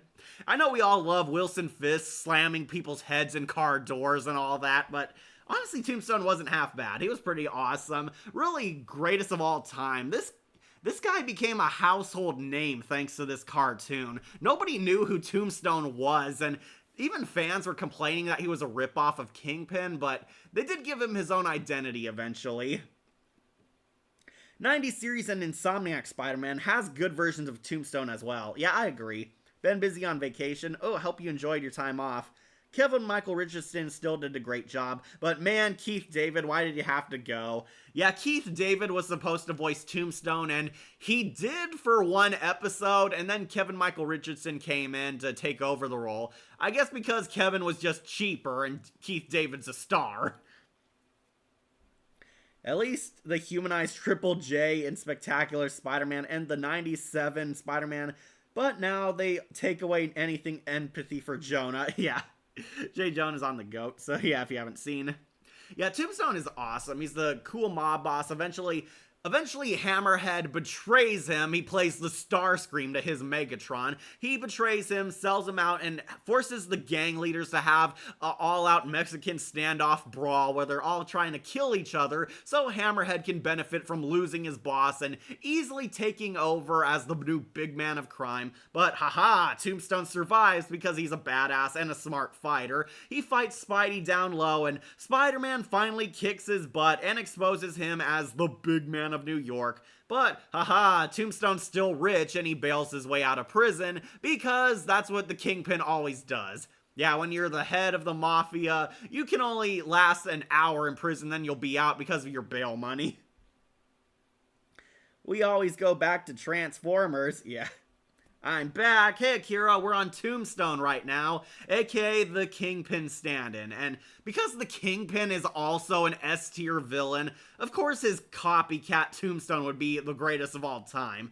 This actually made Tombstone really cool because, to be fair, Tombstone was a mob boss, but he was more so like a brute and enforcer type of guy. Here they made him the Don. He is the captain of the mafia. He owns New York. Season 3 teases that he would have tried to run for mayor, at least according to Greg Weisman's tweets, that we would have seen him become Kingpin mayor just like, you know, his original character, Wilson Fisk, is.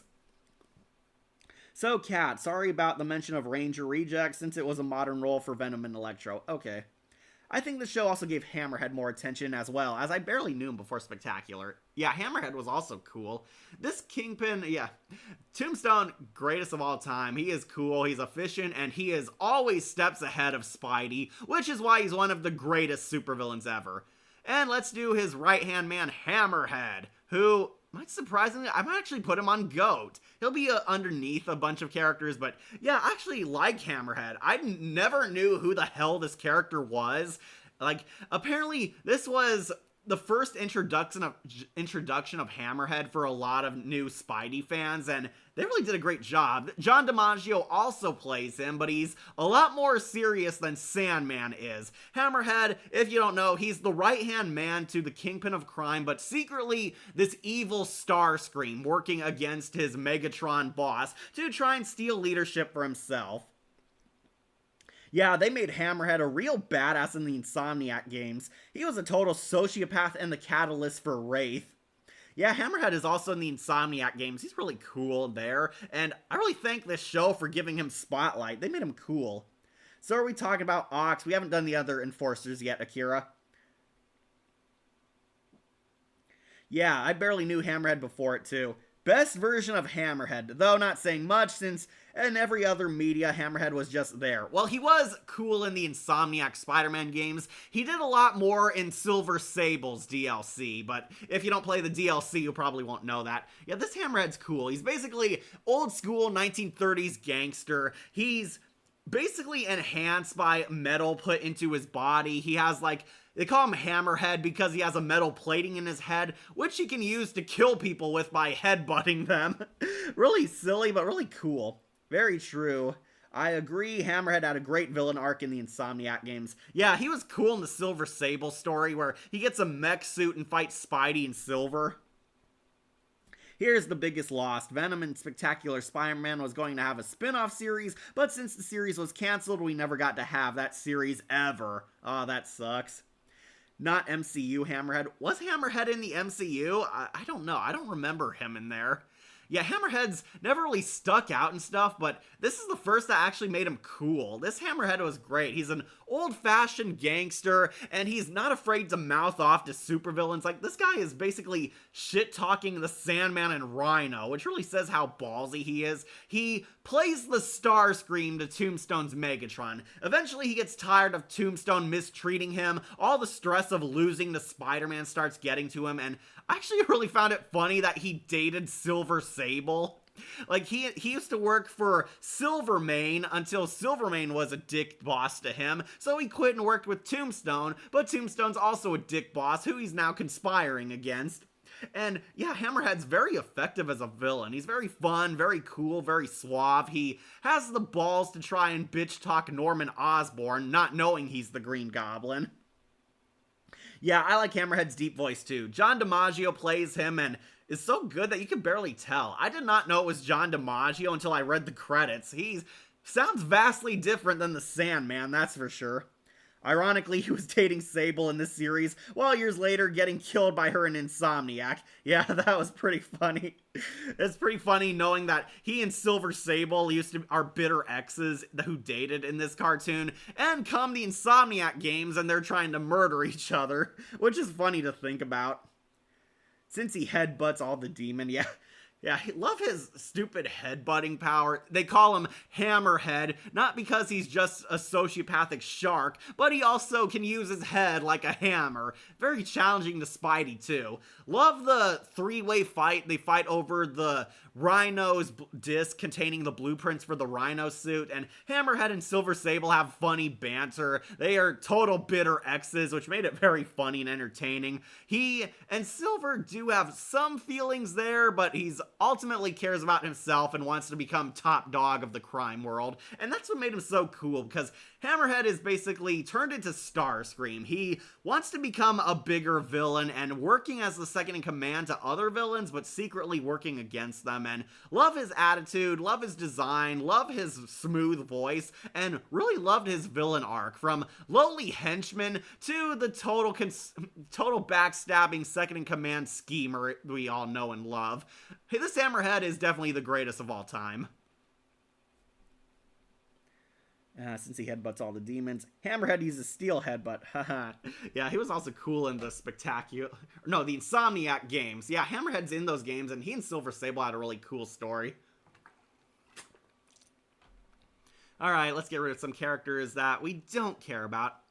This is Shay Sha Nguyen. I'll put her on whatever. Yeah, I'll definitely put her above Connor's son. This is Flash Thompson's love interest. She's the hot nerd girl, voiced by Kelly Hu. Unfortunately, in one of her earlier voice acting roles, Kelly Hu was definitely better as Cheshire and Karai from TMNT. She got to do a lot more here. She's just the nice girl that Flash Thompson wants to become good for and hook up with. Yeah, she was alright. I'll put her on whatever. Gloria, who I'm putting on bad. Like, this is the other popular girl that she's friends with Sally and Liz. Eventually, they tease that she's gonna become Mary Jane's beta bitch best friend with her, just like in the comics. She's voiced by Cree Summer, and this gave me hope that Cree Summer was going to play a bigger character in Spectacular, but that never happened. I really wish Cree Summer would have played Madam Web, but unfortunately those plans never happened. I put her on bad because in her one important moment in the show, she's dating Harry Osborn at prom. Then she decides to dump her date and hook up with her dumbass boyfriend again, right when she's going out with somebody else, which, total bitch move, not gonna lie. She's definitely more likable than Sally. She's supposed to be the mature, popular girl, but definitely made a very bad decision dumping Harry there on the spot. Rip, no Agent Venom arc for Flash in this series. Yeah, sadly, that didn't happen. I'll also put... Kenny, you also put on bad. This guy is also the dumb jock idiot bully, but he gets a point above Sally because he actually has funny moments since he's also a dick to Flash. Really loved his banter with Flash because he's a lot dumber and he doesn't hesitate to pick on their star quarterback either. But he's also kind of a dick in the first season, but he lightens up second season. I'll just put him on bad. He's a bit of a lame character. But you know who's not lame? Randy. Randy is the cool jock, who I'm going to put on great. Yeah, I'll put him next to Liz Allen and Flash, that's for sure. Yeah, Randy, they actually made a likable jock character. He's the cool guy. He's chill. He's Sally's boyfriend, and very clear he doesn't like it, but he's too nice to break up with her. I put Kenny on Do Not Remember tier. Kenny Kong, like who named him, yeah, definitely thought about that. Apparently he's supposed to become a supervillain in the comics, but that never happened here on the show. I liked Randy a lot more, played by Phil Lamar, using his Jon Stewart voice very clearly. Yeah, Phil Lamar's like great and everything, and basically he's the cool jock. He teases Peter at times, but he's actually nice to Peter and Gwen. Like when Peter hits on Sally and Sally's being a bitch, chewing him out, he actually pokes fun at her and doesn't have any hard feelings towards Peter, which genuinely surprised me. He's actually pretty nice to everyone. He's kind of cool, just like his dad. They're very chill, down to earth, level-headed, total nice guy, and very, very alpha male kind of vibes, and that's what made him really likable. What puts him on great is that he does ditch the football team's like parade so he can save Gwen Stacy. He sees Gwen was like taken by Venom, and he commands the football team to abandon their float to save her life, which shows you how cool he really is. For some pretty reason, I want to see him dump, for some petty reason, I want to see him dump Sally. Yeah, that would be the best moment of the show. Randy deserves better. He deserves better than this bitch. Sally is pretty much forcing to stay with him, and it's very clear Randy doesn't like it. He kind of puts up with her, and I do love his funniest moment is where they're at the prom, and Sally's making fun of how Peter had to leave Mary Jane, so Mary Jane steals Randy from Sally, and he goes completely 100% on board with it because, duh, Mary Jane is Mary Jane, of course. One of his funniest moments, and a huge middle finger to Sally, which she deserved. Guess Randy is buff Nino, yeah. Okay, I will say I did like him. I'll put him on great. Wish he got to do a lot more. They were apparently going to plan something more because he has connections to Colonel Jupiter. They were both friends, apparently, before he went to NASA. But never got to come, never happened. Season 3 got canceled because screw Disney. I'll put him on great, though. Oh, and last of the jock cool kids, we have Hobby Brown, a.k.a. the Prowler. Yes, this guy is Miles Morales' uncle, the Prowler, who I'm gonna put on whatever. Yeah, Hobby Brown, the Prowler, was in this show, and he doesn't do anything. Basically, it's a running gag that every time he tries talking, somebody cuts him off or he can't speak, he's interrupted, and he never has a speaking role until he has to do the school play, where it shows you has a really awesome, deep Shakespearean voice. So Sally and Randy is like Kim Dunk, Chloe, and Odin. Now I would compare them more like Randy and Sally to the Kim Possible couple, Bonnie and her boyfriend Senior Jr., because Junior was more likable and Bonnie's a bitch. And Randy's more likable while Sally's a bitch. Well, he would have if we got more seasons, but yeah, he's whatever. So, Hobby Brown was supposed to be the Prowler. He apparently was going to get a bigger role come season 3, but Disney hates you having fun and it got canceled. And basically the only thing this guy does is he's one of Flash's friends, and basically they do the Maggie Simpson kind of thing. Every time it seems like he's gonna talk and say a word, somebody interrupts him, and he finally gets the spotlight in the school play where he has this cool, deep, black guy Shakespearean voice, and he's a total, like, drama geek. He really likes being in the spotlight, which finally gave him persona, and I guess they were gonna set him up as the Prowler next season, but never happened, so he's on whatever. Kim Possible tier list? Maybe. Yeah, unfortunately, no Prowler here. It's just him as a goofy comic relief. Okay, so here's Peter's. We got both the Jackal and his brother, Miles Warren. We'll put his regular brother onto whatever. This is Peter's science teacher. He had one funny moment where he basically calls out Flash for being an idiot. We want you, Miss Allen, we want your grade to go up. He's trying to sign tutorage. Yeah, this is basically the Jackal's brother. I heard rumor that Greg Weisman was going to set him up to become the Wolfman, like his brother Miles Warren, aka the Jackal, is on this show, and we were going to see more of them come season 3. If you don't know, Miles Warren is the Jackal, and apparently a leaked plot said that he was going to test the mutant experiment on his brother, and his brother was going to become the Wolfman. If you don't know, the Wolfman is the wolf beast from the comics, and basically he's a werewolf who fights Spider-Man. No, Aaron Davis. Aaron Davis is the Prowler, is Miles' uncle. Hobby Brown is the original Prowler, and he got the short end of the stick here, lol. Okay, my mistake. I forgot Prowler was a legacy character for a sec. Yeah, okay, this is the OG Prowler. Unfortunately, we'll never see him become the Prowler. Spider-Man the Animated Series tier list. Okay, well, unfortunately, I do have to watch the Secret Wars again, which I'm not looking forward to. Isn't Hobby Brown, aka Spider-Man Punk, but Uncle Aaron's? No, I missaid that. This is Hobby Brown, the first Prowler. The second Prowler, or third one, is Miles' Uncle Prowler. I could have figured Greg Weisman would have made them the same character anyway, but whatever. Charles Duckworth played Hobby Brown, was Ben in CSI, Glenn in Buffy the Vampire Slayer.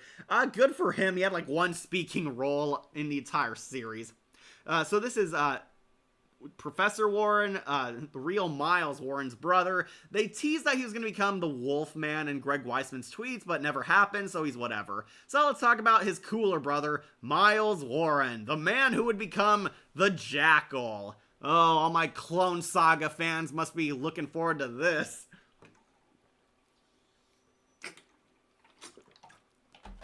Okay, so Miles Warren is another genetic engineering genius. He basically became Curt Connors' partner at the Institute and eventually usurped his way to taking over and becoming the top head researcher of New York's scientific department. If you don't know, Miles Warren becomes the Jackal, an evil Spider-Man villain who's part man, part jackal beast, and kind of another Joker-esque villain in Spidey. And he's played by Brian George, who I've heard in a lot of great things, but can't tell you much outside of Green Lantern the Animated Series, because he played the corrupt council member Appa. You know, I will put Miles up in great. Yeah, I'll put him underneath Vulture. Yeah, this guy, they were setting him up to become the Jackal like he is in the comics. He's doing a lot more experiments for the supervillains. Unlike Dr. Connors, he is completely into gene splicing people, completely into making supervillains, because he's a scientific monster. He's in it for science. He likes creating new things. He likes breaking and changing the scientific method. He likes being this elite super genius, and he basically wants to create genetic monsters for supervillains because he wants to be kind of credited as doing a lot of great things for the scientific community. However, he's not above doing underhanded tactics to do this. He has no morals. Ah yes, the Clone Saga. Linkara loves talking about that. Yeah, he's still talking about it, because the Clone Saga went on for way too long. An alternate version of Hobby Brown did become Spider-Punk, though. You're right, Akira. Okay, I did not know that. Shouldn't Jackal look like a Werejackal, like Anubis? Why does he look like a hairy goblin? Yeah, the Jackal, they kind of made him as a replacement to the Green Goblin because he was also a Joker-esque supervillain. I do not know why. Was very curious if Spectacular was going to give him the full Beastman bod he has. Would have looked forward to seeing this guy actually become Jackal like he does in everything else, but he's pretty much the corrupt scientist. He's working in the back pocket of both Norman Osborn and Tombstone. Basically, he's selling himself out for billions so he can create new supervillain goons for them, and he actually likes doing it. He likes payment. He did create Kraven the Hunter and Molten Man, so we do know he did have an impact on this show. And really would have loved to see this guy become the mutant monster we know and hate from the comics, but unfortunately, season 3 didn't happen. They did set him up. He did take over the science department full-time. He kicked Dr. Connors and his family out of New York. He's completely now top dog for supervillains because he avoided getting captured, getting exposed. Nobody knows he's corrupt, and only the Lizard does, but he was kicked out. So yeah, really would have loved to see Miles Warren become the Jackal, but unfortunately, did not happen. So I'll put him on great just because he was still a really despicable, manipulative bastard villain. I really love to hate this guy, so I'll put him on great. Alright, so we'll talk about another Spidey villain. Let's do Dr. Octopus, the Master Planner, voiced by Peter MacNicol, aka the underrated Mad Hatter. Doc Ock, of course he's going on to GOAT. Of course he's going on to GOAT. I'll put him above Tombstone just because Peter MacNicol's performance is really good. Dr. Octopus, one of the ultimate Spider-Man villains. We all know this guy, the crazy guy who lost his mind. He was once a scientist who tried to do good, but then he got his octopus tentacles grafted to his spine. Not so much in this version. Apparently the octopus claws are removable. You can take away the arms, but they can operate without being stuck to him. I don't get it either, but whatever. Yeah, Brian George is Miles Warren. He's also Dr. Sleevemore, and That's So Raven. Dr. Pandu Banjari in Batman Beyond. Who didn't know that? And Bernie in the Skylander Trap Team. Also Hector Barboza in Kingdom of Hearts 3. Oh, really? I did a good Jeffrey Rush impression. Mr. Frowny in Steven Universe. Oh, that was him. Peter MacNicol just has that voice, man. I don't know how to explain it. Yeah, Peter MacNicol, really talented voice actor. He's got that crazy cackling psychopath voice, and his Doc Ock is pretty awesome. This might be my favorite Dr. Octopus voice. I know Alfred Molina really kicks ass, and everyone loves evil German Otto Octavius from the 90s show, but Peter MacNicol really owned this role. He plays this sympathetic yet very unhinged psychopath very well. And Uncle Sabu and Phineas and Ferb. Okay. Good version of the octopus, though my favorites are Alfred Molina and the Insomniac version, which I'll just say the Insomniac Doc Ock may be my favorite version.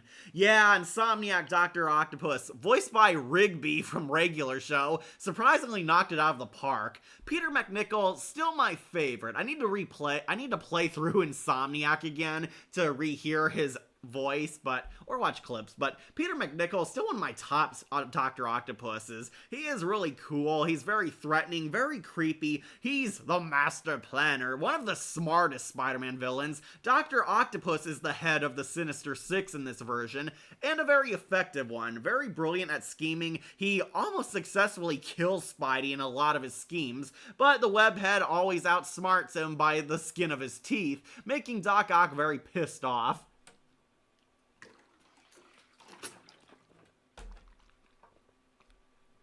Sorry, I needed some water. Yeah, I really like this one. Dr. Octopus basically goes from this sad, pathetic, shy guy being abused by Norman Osborn into one of the greatest supervillains of Marvel. So yeah, that really says a lot about how great his character development went. And yeah, his design, I am a bit iffy on because I do not like the weird octopus claws in this version. I think they look more alien rather than his cool metallic claws he had in the animated show and Alfred Molina's movie, but it did grow on me. I did really like this one. I did have the McDonald's toy of this where Dr. Octopus could stick to your windows and whatever with his claws. So, it did grow on me. Dr. Octopus has always been an epic Spider-Man villain, and this show definitely did not fail him. This is one of the greatest Dr. Octopuses of all time. Really wish Peter MacNicol got to do more. He was going to, surprise, reform another Sinister Six next season, and unfortunately he got beaten, and he's eventually captured in the Gangland crossover where he fights Silvermane and he fights Tombstone. He gets beaten by Spidey like second. Eventually, he's defeated and sent to prison, but, you know, he'll probably get out again because it's Dr. Octopus. Yeah, Peter MacNicol played Mad Hatter in the Arkhamverse, I did say that. Dewey Ottoman in Scooby-Doo Stage Fright, Dr. Langstrom, aka Man-Bat in The Batman, and Nigel the Advisor in the Tangled series. Yeah, he was also awesome as Man-Bat. William Sailors was very good as Otto, but he did scream a lot. I didn't like that. Very Rigby move. Yeah, it is pretty funny hearing Rigby play Dr. Octopus. But he did also play Dr. Morton Solus, so I was willing to look past that. Sorry, just getting my charger. Don't want my phone to die on me.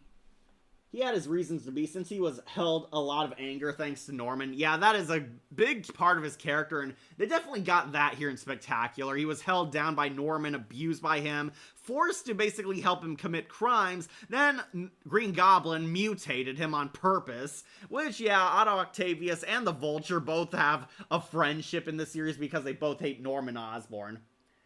Oh, he will. True. I hope Doc Ock appears in the Spider-Man 3 game. Oh, he didn't appear in the second one? I didn't see the second one because I did not like Miles Morales' game all that much. And, unfortunately, Miles came back in Insomniac 2. Insomniac Spider-Man 2, and I did not like Miles all that much because Miles Morales is an overrated character. But yeah, Dr. Octopus, really cool. This is the greatest of all time version of him. He is up there next to 90s Doc Ock, William Saylor's Doc Ock, and even Alfred Molina's Doc Ock. Definitely did the octopus justice. Alright. Okay, so somebody wanted the other enforcers up here. Let's do Ox, voiced by Danny Trejo, who I'll just put on good. I'll put him under Foswell. And we'll also put Ricochet up here, who's also on good. I'll put him above Ox because his powers are cooler. If you don't know, Ricochet and Ox are the Shocker's bros, his fellow enforcers. They're, at first, powerful mooks. Ox is the strong guy, and Ricochet is basically the guy who is athletic. They call him Ricochet because he can bounce around, he can jump. He gets a super suit that enhances his bouncing power. He can literally ricochet off of things. He's originally Fancy Dan at first, and Ox is pretty much Ox as both guys. Yeah, basically these guys are both tough brutes. Phil Lamar plays Ricochet, and Danny Trejo actually plays Ox, which surprises me because Danny Trejo barely did anything. He, like, hums the Spider-Man theme as his only line. He made a cameo at the end of the second Spider-Man game. Okay, he did. He did, okay. Spoiler alert, I guess, yeah, Otto appears in the post-credit scene of the second game. Norman actually goes to him for help. Okay, that's pretty nice to know. Is Norman Osborn going to become the Green Goblin in the games? Because I don't think we've seen Green Goblin yet. Harry Osborn became Venom instead. Oh yeah, he was Sidney Poindexter and Danny Phantom. Yeah, one of the worst episodes. I still remember the Ultimate Spider-Man cartoon. The Green Goblin looks like he has been working out and taking steroids. Ah, he looked like Across the Spider-Verse Green Goblin. Gotcha. Okay, so anyways, yeah. Fancy Dan, aka Ricochet, and Ox, they both get their own super suits, as you can tell. Ox gets even more super strength, and Ricochet has his super bounce ability. Phil Lamar does a pretty funny role as Fancy Dan, and I don't know why they got Danny Trejo, because he barely says anything. He's just the big, strong brute. They were good. They were fine. They gave someone for Shocker to literally bounce off of, and gave Shocker his own goon squad. I will say, I did like them fine, but they were definitely not the greatest of all-time characters. And it's kind of funny when you remember that Ricochet is actually supposed to be a hero in the comics, but they made him a bad guy for Spectacular. Make of that what you will, but yeah, I'll just put them on good. They were just super-powered henchmen, that's all they were, and they did their job fine. Okay, so I think we should get our last civilians that way. Oh, this is Grandma Watson. I put her on Do Not Even Remember. She had like one episode. I don't even think it's worth talking about her. This is Mary Jane's grandma. She appeared in one episode taking Aunt May to the play, and that was kind of it. I don't remember her that much. And this is Roderick Kingsley, aka the Hobgoblin, who I'm going to piss off people, but I'm going to put him on bad. I'll put him up high. This is Roderick Kingsley. He's the original Hobgoblin in the comics, and I do not buy that he was going to become the Hobgoblin in this show. He's kind of set up. He's a rival mafioso who wants to buy the Rhino schematics. He outsmarts Hammerhead and outsmarts Silver Sable, but he's kind of just a punk. He's just a corrupt CEO. I think they did not do the Hobgoblin justice if this is the guy. Not to mention, Harry Osborn seems like he's going to become the Hobgoblin in this cartoon way more than he was. And yeah, he kind of didn't do anything. It could be him or Harry, yeah. R.I.P. no Hobgoblin. Yeah, he's not Mark Hamill in the 90s series, so yeah, definitely bad. Yeah, Mark Hamill's Hobgoblin was awesome, and this guy, if he was gonna be Hobgoblin, he had a serious high bar to fly over. Definitely not impressed. I'm putting him on bad.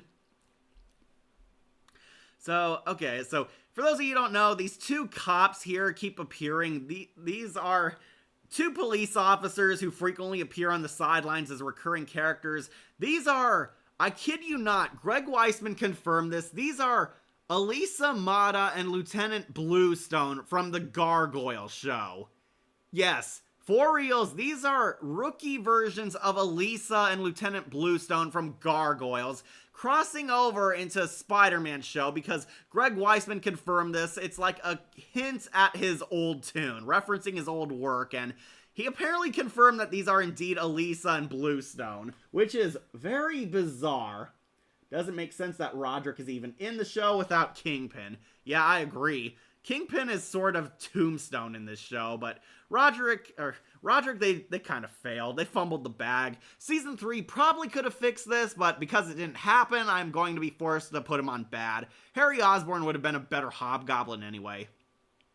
Anyways, these two cops, yeah, they're Elisa and Lieutenant Bluestone from the Gargoyles. If you don't know, those were the two cops who helped Goliath and his pack fight supervillains in their own time. And yeah, I guess Greg Weisman wanted to confirm that Spider-Man and Gargoyles share a universe. This is before they get promoted to detective, which is very bizarre. Courtney B. Vance played Agent Jim Block in Final Destination 5. Cobra Bubbles in Lilo and Stitch. Okay, so he's been in good stuff at least. So they had a good voice actor as Roderick. I just wish they did more. Yeah, these two cops I'm going to put on whatever. I know that might piss people off. I'll put them up high because, you know, they're Elisa and Lieutenant Bluestone. And yeah, it's pretty funny thinking about how Gargoyles and Spectacular Spidey exist in the same plane, but kind of odd too. If that is true, that these are Elisa and Bluestone, pretty funny seeing them in this show, but if you've never watched Gargoyles, you will not understand why they're on this tier list at all. Yes, Elisa Maza. That is supposed to be her, and that's Lieutenant Bluestone, her goofy partner, voiced by Biff Tannen. Yeah, apparently the Gargoyle detectives are these two cops. Greg Weisman confirmed this on social media. It is very peculiar, and unfortunately, I would put them higher, but if you've never seen Gargoyles or know that they're supposed to be a reference to Gargoyles, then it is very weird how they got slots on this tier list. Yeah, if it was classic Elisa, she would be a goat, but no, this is rookie Elisa and rookie Bluestone as beat cops hunting down Spider-Man. They're okay. They just appear in the background. They're kind of funny characters who keep popping up.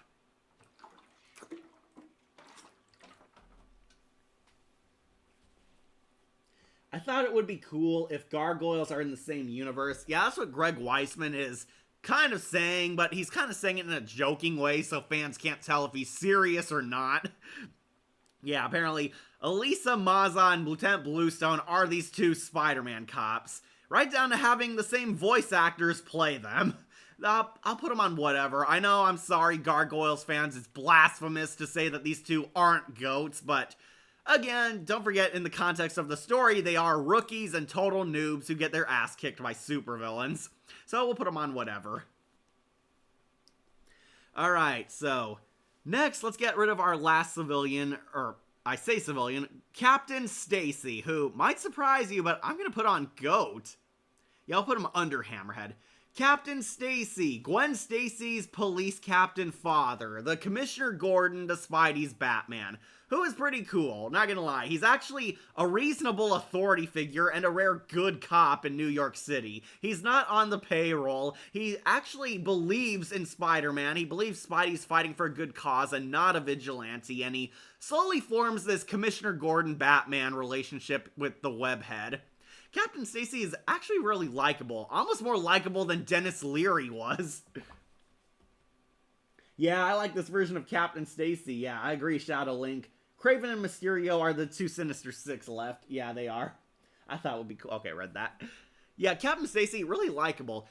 My favorite, what makes him on the GOAT is they imply that Stacy does know that Peter is Spider-Man. It's during where Venom's exposing him arc, and Captain Stacy realizes why Peter Parker isn't coming out with his identity and why Spidey's so secretive, because duh, supervillains would come after him, bad people would hurt the ones he loves, and Captain Stacy uses his detective work to put it together and realizes it's true. Peter Parker is Spider-Man, and he's sort of playing like his secret keeper. He knows Peter is posing as Spider-Man, but he's not telling him. He's not telling anybody about it, and he kind of helps cover for him. He, like, gives Peter and Spidey, like, advice. It's very strongly implied he does know. And I do believe Captain Stacy does know that Spider-Man is Peter Parker. He knows who's under the mask. He knows who he's talking to, and he's secretly helping him incognito and kind of playing like the Commissioner Gordon to his Spider-Man. He's helping him, backing him up, listening to Spidey's reasons, and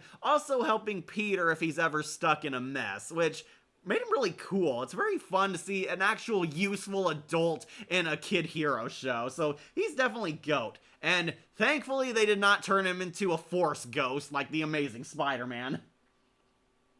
George Stacy has always been a great character. Glad he didn't die before the show got canceled either. Yeah, Clancy Brown is also Captain Stacy too, and surprisingly, Clancy Brown can do drama very well. Like, it's very rare you see Clancy Brown as not a bad guy, and he did very good as Captain George Stacy. Way better than Dennis Leary, and yes, I do laugh every time Ghost Leary showed up in The Amazing Spider-Man 2. Thank God this Captain Stacy didn't die and become a ghost. But yeah, this is one of the best interpretations of this character, so he's on GOAT for sure. Alright, we got 2 Sinister Six members left, but I wonder who we should end on. Alright, let's do the Tinkerer. If you don't know, Tinkerer is the tech guy of Spider-Man villains. He's the Riddler. He makes evil technology, and he's basically a supervillain because he creates technology for other villains. He's the guy you go to if you want a deal on evil robots, superpowered traps, and technology you need for villain schemes. And he's voiced by Lexington from Gargoyles. It is very easy to tell, but yeah, that's Lexington as the Tinkerer. And he's a million times better than the Miles Morales Tinkerer, that's for sure. So we're gonna put him on, I'll put him on good. Yeah, I'll put him above Foswell. Yeah, Tinker, I thought was pretty good. He's not really an action kind of guy. He's basically the go-to tech support for supervillains. He's, at first, a lowly minion working for the Chameleon, but he and Mysterio actually had a lot of character growth. They come into their own as their own villains. Tinker builds cool trinkets, death traps, anything he can tinker with, and he does dealings with Dr. Octopus. He's a benefactor of sorts for supervillains if you need technology for your stuff, and Lexington does a pretty good job playing him too. Clancy Brown does good cop and agent characters from time to time. Anybody remember Captain Black from the Jackie Chan Adventures? Oh yeah, that's right, he was in that. Yeah, Captain Black is awesome. I don't see Clancy Brown playing more of those characters often. He's always the tough, evil brute guy and stuff now. In the first symbiote episode, George even tells Spider-Man, as long as you wear a mask, folks will always wonder. He definitely knew who he was under the mask, yeah. That pretty much confirms it. Yeah, Clancy Brown is Captain Stacy, yeah, okay. Anyways, Tinker, yeah, I wouldn't be surprised if you don't remember who this guy is. He's a tech support minion for the higher-up supervillains. Tinker plays it smart. He works underground. He's working behind the scenes. He's giving his technology to other villains for a easy paycheck, of course. He likes constructing things, and I guess they were going to build him up for next season because he's one of the few villains who's still at large. He hasn't been captured by Spider-Man yet, and Dr. Octopus makes great use out of him for his tech base. And yeah, I thought Lexington did a pretty good job as him. I know people don't like how he sounds like a kid because Lexington's voice is that soft and high pitch, but yeah, I thought it was pretty good. Way better than the Tinkerer from the Miles Morales game, so that's for sure. If he's S tier compared to that Tinkerer, but good on the Spectacular show. He's alright. Yeah, Tom Adcox Hernandez also played Sparkplug and Scooby-Doo and the Goblin King, Flint and Tinkerbell and the Lost Treasure, and Clarion the Witch Boy and Young Justice and Milo Sophia the First. Probably my favorite Tinker alongside Ultimate Alliance, yeah. Yeah, Tinker is alright in this show. Not a top tier Spider-Man villain, but I'll put him on good. Alright, let's do Silvermane, who is sadly not as cool as his 90s counterpart, but he gets the job done. Silvermane is an old school mafioso boss. He's sort of the Carmine Falcone of the show. He was the mob boss who ruled New York, but he's been outclassed by smarter mafiosos and better psychotic supervillains who basically tip the scales in their favor. Silvermane, I will put on good.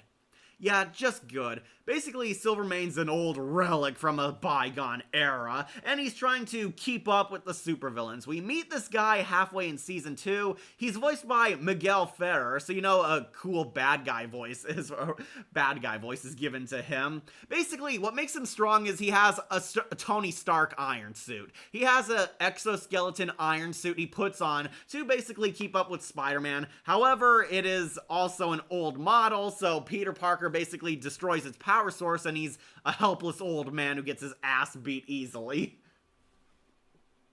90s version had the best Silvermane, but Spectacular was fine. Yeah, I agree. Or the comics counterpart, yeah.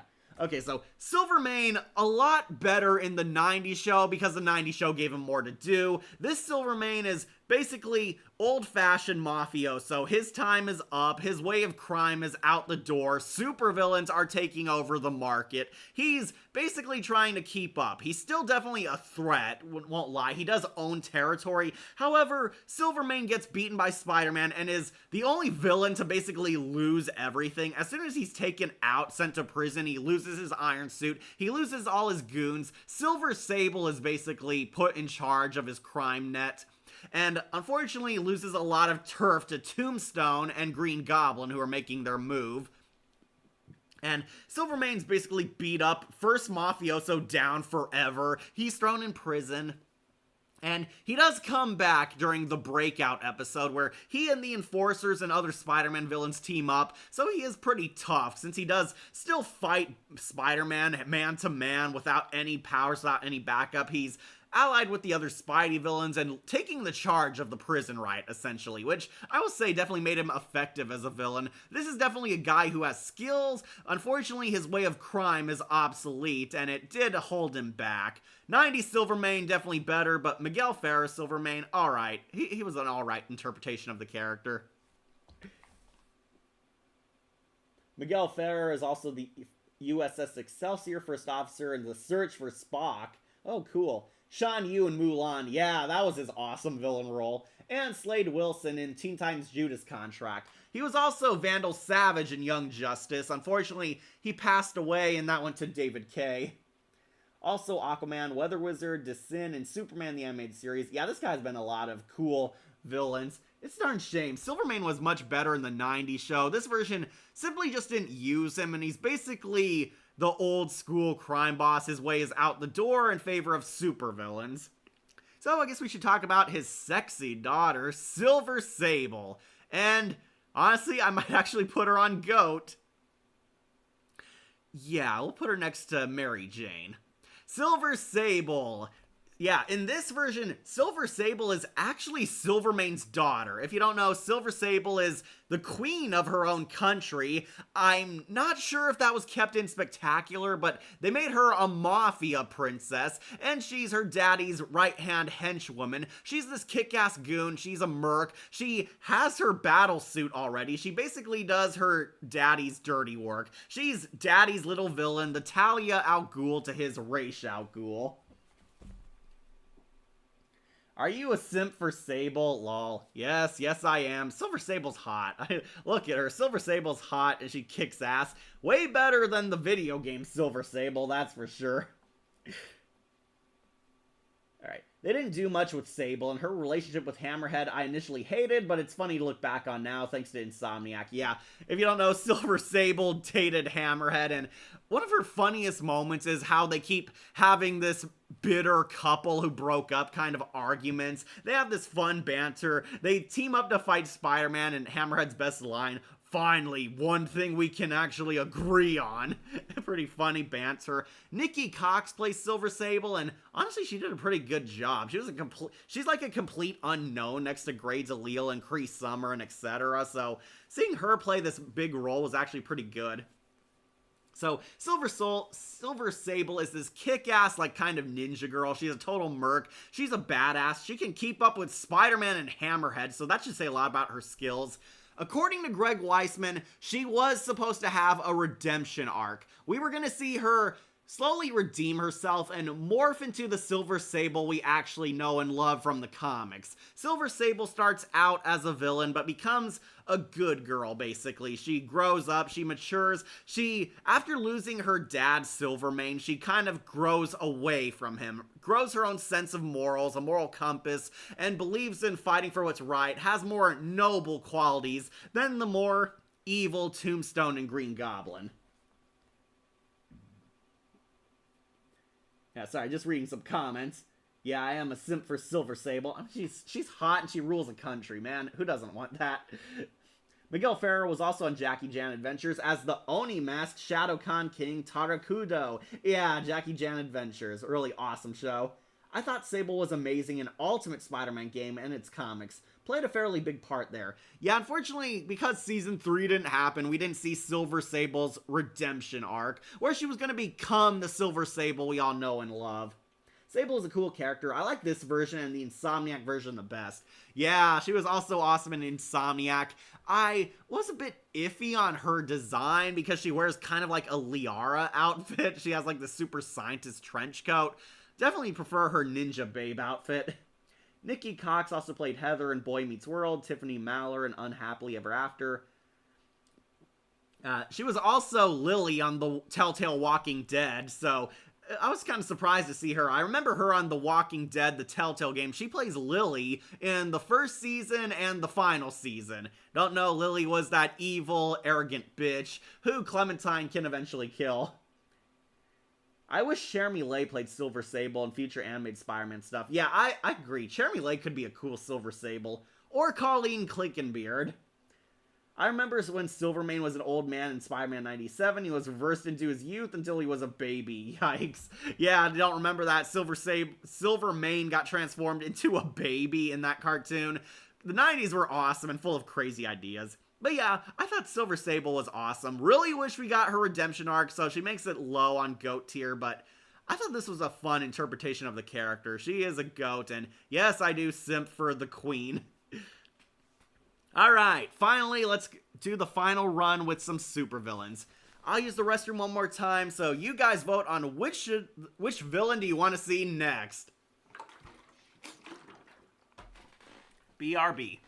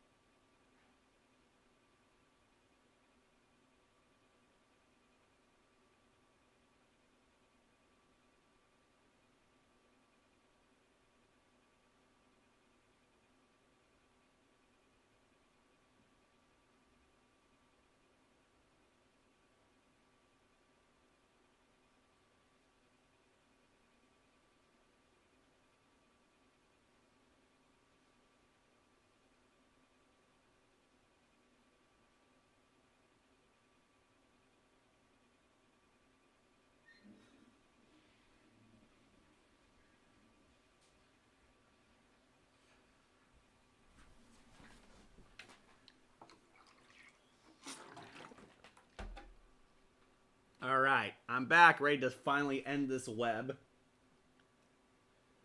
Yeah, save Mysterio for last, okay.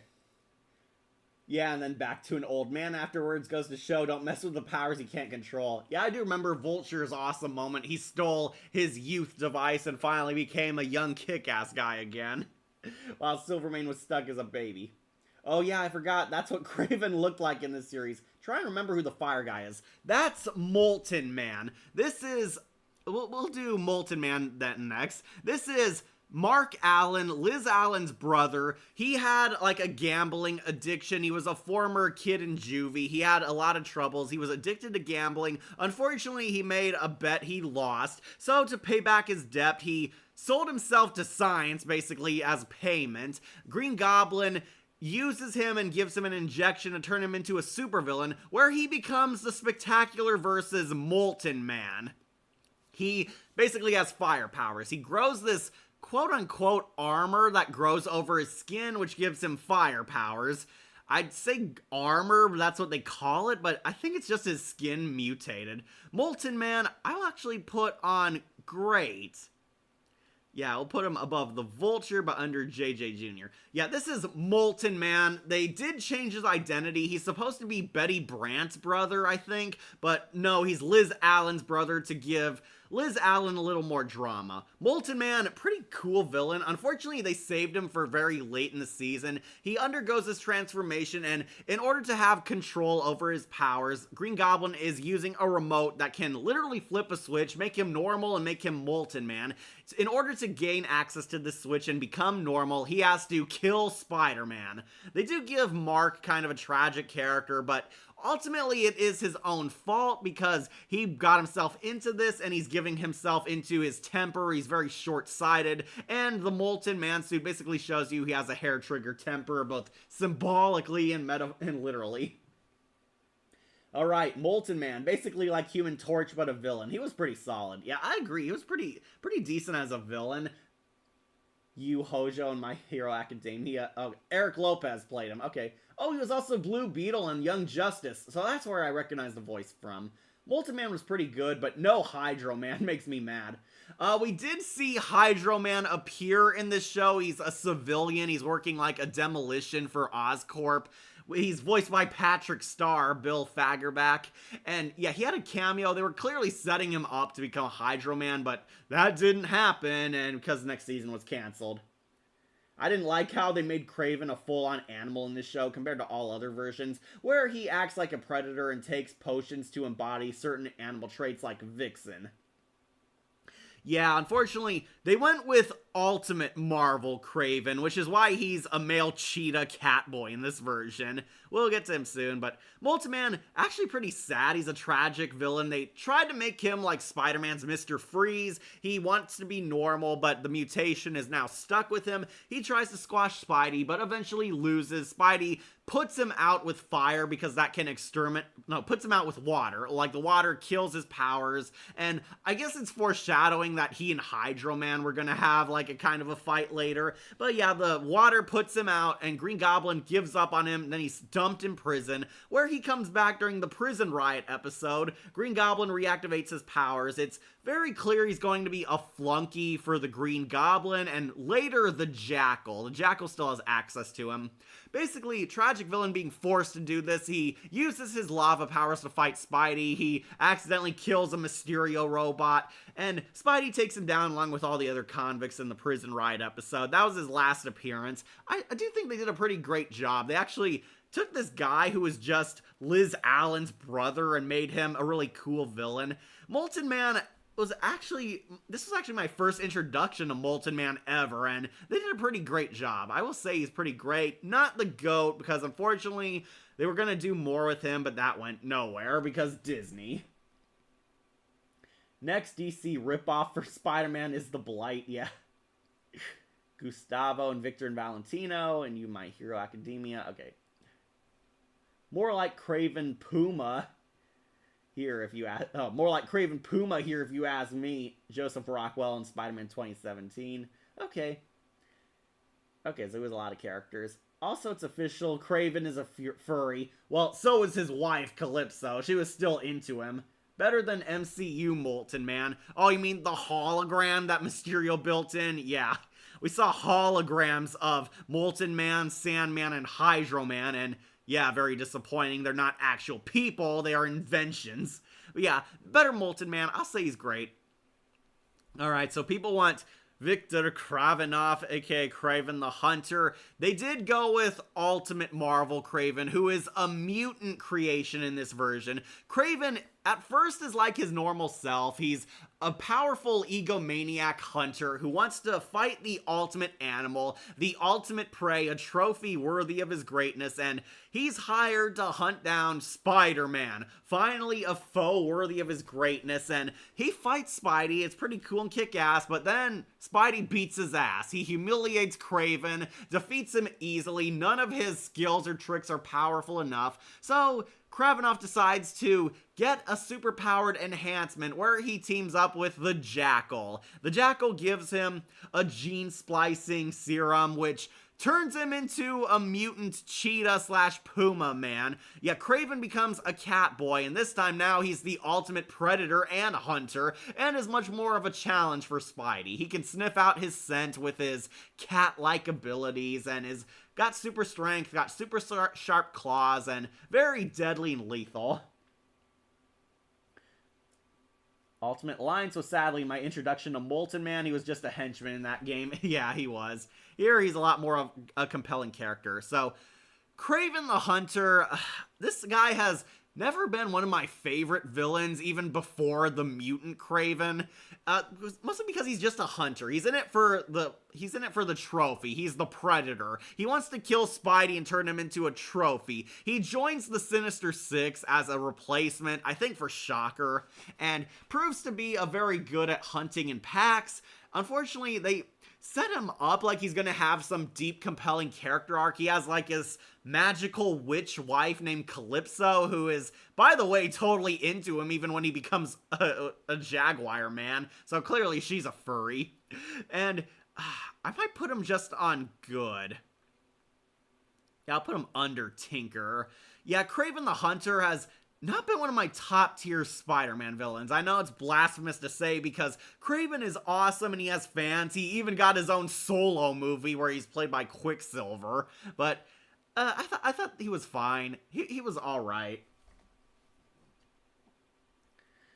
Eric Vesbit, who played Halloween delivery guy in Habit, Yorick in the League of Legends, and John in the Incredible Hulk TV show. Yeah, I never understood the direction they went with Kraven. His other incarnations were just huntsmen with animal instincts, but here he's basically a literal animal, yeah. His character was fine, at least, though of course 90s version was better. Yes, it was. 90s version was better at most of these characters. I never understood what they were trying to do with Kraven. They wanted to tease that he had like noble traits. He has a loving wife who's also magic, I guess. He has a pet lion. And they did give him a lot of Kraven persona traits very well. He was actually interesting, but ultimately didn't do much with him. He had like 2 episodes total. His debut episode where he becomes the Jaguar Man, and his Sinister Six episode where he's defeated by Perfume. Yeah, we're putting him on good. He's alright, but not a top tier Spidey villain. So last we have the Master Magician, the Great Illusionist, Mysterio, voiced by Xander Berkeley, who you all know as Gregory from The Walking Dead. I think he was Sinestro in one of the Green Lantern shows, and etc. We all know Xander Berkeley is also good at playing bad guys, and Mysterio going on GOAT.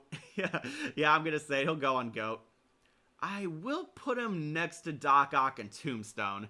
Sorry, I'm sorry you can't see. I don't know what happened, but apparently the tier list maker logo is blocking it. But yeah, Mysterio is a GOAT. He's the greatest of all time. This was a very funny version of Mysterio, I will say. And yes, a million times better than Jake Gyllenhaal from Far From Home. Mysterio is Spider-Man's master illusionist supervillain. He plays tricks, plays mind games, uses basically Hollywood special effects and props to make it appear as if he's an all-powerful magic wizard.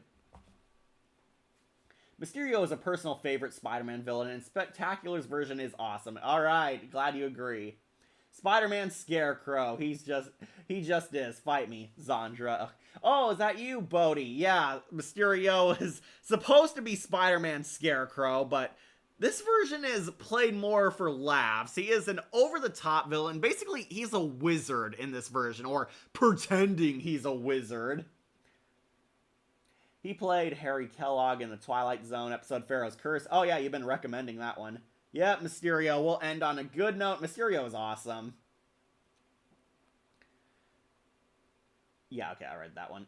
Yeah, Mysterio, definitely greatest of all time. This is a very fun version of Mysterio. Basically, he pretends he's like this superpowered wizard. He makes holographic projections, which, spoilers, like Far From Home, are his drones, are Hollywood sets, are people he hired, and he works with Tinker. I guess they were best friends because Tinker is still working with him. Mysterio originally started out as a lowly goon working for the Chameleon, but when the Chameleon ditched them, he went out on his own as a supervillain, becoming the legendary Mysterio, and had his whole villain rise to power. It's funny when Spider-Man unmasks him and we see he was that henchman who worked for Chameleon. He's like, oh right, you were the crewman. The waiter! I was the waiter! I played an important part in framing you. Very funny. Hi, buddy. Wasn't sure if you figured out it was me. Yeah, Zandra, I figured out you were Bodhi when you called Mysterio Spider-Man's Scarecrow, which I agree would have been cool. Unfortunately, he doesn't use his nightmare imagery in this. It is a lot more dragon, supernatural. I love his little gargoyle minions, the little imps voiced by D. Bradley Baker. He's played more as a magical type of villain, but it's all smoke and mirrors, it's illusions, and Mysterio's using Doombots to stand in his place. I'll end by saying this, Mysterio has one of the most hilariously disappointing boss fights in the Spider-Man 2 PS2 game. Yeah, he did. He was better in Friend or Foe. Okay, he was Dr. Langstrom in Son of Batman. And Warp and General Immortus in Teen Titans 03. Yeah, great show. It would have been funny if he played a different people in Spectacular Spider-Man like Bruce Campbell did in Sam Raimi's Spider-Man, who was also Mysterio. He's still great in the show, yeah. Okay, yeah, Bruce Campbell was almost Mysterio, because Bruce Campbell showed up in multiple cameos in the Raimi trilogy, and basically these were kind of foreshadowing hints that he was Quentin Beck. He played different roles, and basically foreshadowing that he's a professional actor, basically playing different types at these dead-end jobs, and was eventually going to become Mysterio in Spider-Man 4. I think Mysterio and Kirk Connors' Lizard were going to be the villains in that movie. Yeah, who would have wanted to see Ash Williams as Mysterio? No offense to Bruce Campbell, but I'm kind of curious how that would have ended up. Yeah, Mysterio is pretty awesome in the show, not gonna lie. He's not scary, but definitely a hammy, over-the-top, mustache-twirling supervillain. He is having a friggin' ball. He likes showing off. He likes being the best. He loves being in the spotlight. He actually built his Doombot clones with his face on them because Mysterio is such an egomaniac that he wants credit for being the ultimate role of a lifetime. Pfft, actors. Yeah, I really like that. And Spider-Man actually catches him and he's like, gee, I don't know. You think the master planner has a master plan? Yeah, this guy actually grew as one of the best villains on the show. It's very funny seeing him go from like a lowly henchman to one of the ultimate Spider-Man villains. He's actually steps ahead of Spidey, dodging him and avoids prison time. He sends one of his robot duplicate clones into the cell for him to pretend that Mysterio's off the grid until the robot gets uncovered during the prison riot and transforms into Mysterio. Yeah, won't lie, that's a pretty cool power that his robots can transform into him, Quentin Beck, and transform into the Mysterio bot with deadly weapons attached. Unfortunately, Molten Man accidentally kills his Doombot clone, and Mysterio's still at large, so pretty smart villain too. I gotta give him credit. He is a pretty wicked villain on this show. He was also good in 97 Spider-Man. Yeah, of course. Spider-Man 97 has some of the greatest characters ever. Contrast to that boss fight in Spider-Man 2, Mysterio's best boss fight from Shattered Dimensions, which is a great Spider-Man game in general. Yeah, it was. I just know Bruce Campbell is the best disembodied narrator tutorial ever in the Raimi games. Yeah, Bruce Campbell's awesome in everything. Who, by the way, Mysterio in Shattered Dimensions was voiced by Beast Wars Megatron himself, David K. Yes. David K, really awesome.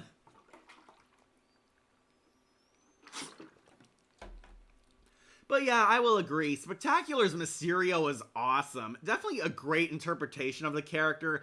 I'm sorry, my friend Zandra, he did not reach Scarecrow levels. I guess they would have eventually, but not from what we saw. They just didn't use Mysterio at the end, but hey, he was at least smart enough to actually escape prison, so major points to that. So yeah, this is the greatest Mysterio of all time, unless you want to fight over the 90s show, who was also awesome. Yeah, this Mysterio, definitely a GOAT. I'll put him under Dr. Octopus and above Tombstone, because he was definitely a great villain. And I think that completes our tier list. Yeah, we got all our characters done. Also, he has a line of Mysterio in a Hall of Tricks. Mysterio is a master of the arcane arts. Yeah, he talks in like Latin, which is all a bunch of dumb, corny jokes. Okay. Yeah, Mysterio, I agree. He's the greatest of all time. One of the top tier Spider-Man villains ever. So, of course, the cartoon would do him masterfully. So, yeah, that pretty much completes our tier list. I'll go over it one last time for any of you newbies here who missed out on it.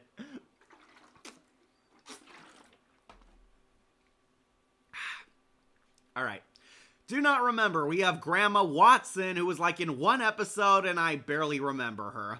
Garbage, Sally, awful, worst character of the show. She is the Sentinel Prime of Spectacular Spider-Man. One of Grey DeLisle's worst characters ever. So, of course, she ruined the show every time she appeared. Garbage. Bad. Kenny, forgettable idiot bully character and fat idiot. Gloria, pretty bitch move to dump Harry at the prom dance. Harry Osborn, who I do not like because he's a dickhead in this show. I'm sorry, I know that's part of his character, but this version of Harry was just mean and nasty, and him gaslighting Gwen into staying with him put him down here on bad. And Robert Kingsley, one of the worst hobgoblins we have ever gotten. I did not believe this guy was that cool kick-ass Mark Hamill villain and would not grow into it. Harry Osborn could have been redeemed as the hobgoblin way more than this dude. Whatever, characters. Oh, Mysterio's no illusionist, played part of tricks by Mysterio's the master of arcane arts. Okay, I did read that. Next we got whatever. These are the mid characters. Dr. Warren's brother, who had like a brief role. He just didn't do anything. The Connor's son, who was good in one episode. He had funny lines, but ultimately wasn't important to the show. Hobby Brown, the most disappointing Prowler you'll ever get because the show didn't utilize him. Kelly Hugh as Miss Nguyen. She was okay, just a generic love interest for Flash. She could have been bigger and come next season, but unfortunately that didn't happen. Ned Leeds, who was alright, at least he wasn't as annoying as his MCU counterpart. The Chameleon. This is easily one of my least favorite chameleons ever. Yes, worse than the Kraven the Hunter chameleon, if you saw that. They just kind of nerfed him, which is what disappointed me. He was whatever. Hope next season he would have gotten his superpowers. Then, Elisa, Maza, and Detective Bluestone, who are glorified cameos. They're whatever. I know I like them in Gargoyles, but unfortunately they are not those competent badasses yet. They are fun cameos if you know Gargoyles. If you've never seen Gargoyles in your life, then you will not understand why they kept popping up in this show. They'll be on whatever. Good. Betty Brant, fun, sassy secretary character, pretty much just Elizabeth Banks from the Raimi-verse. The Cat Burglar. Could have been good. He had one episode. I do like his redemption arc. They set him up for more, but unfortunately season 3 didn't happen. Robbie Robertson, cool boss, really liked him. Phil Lamar is a nice guy.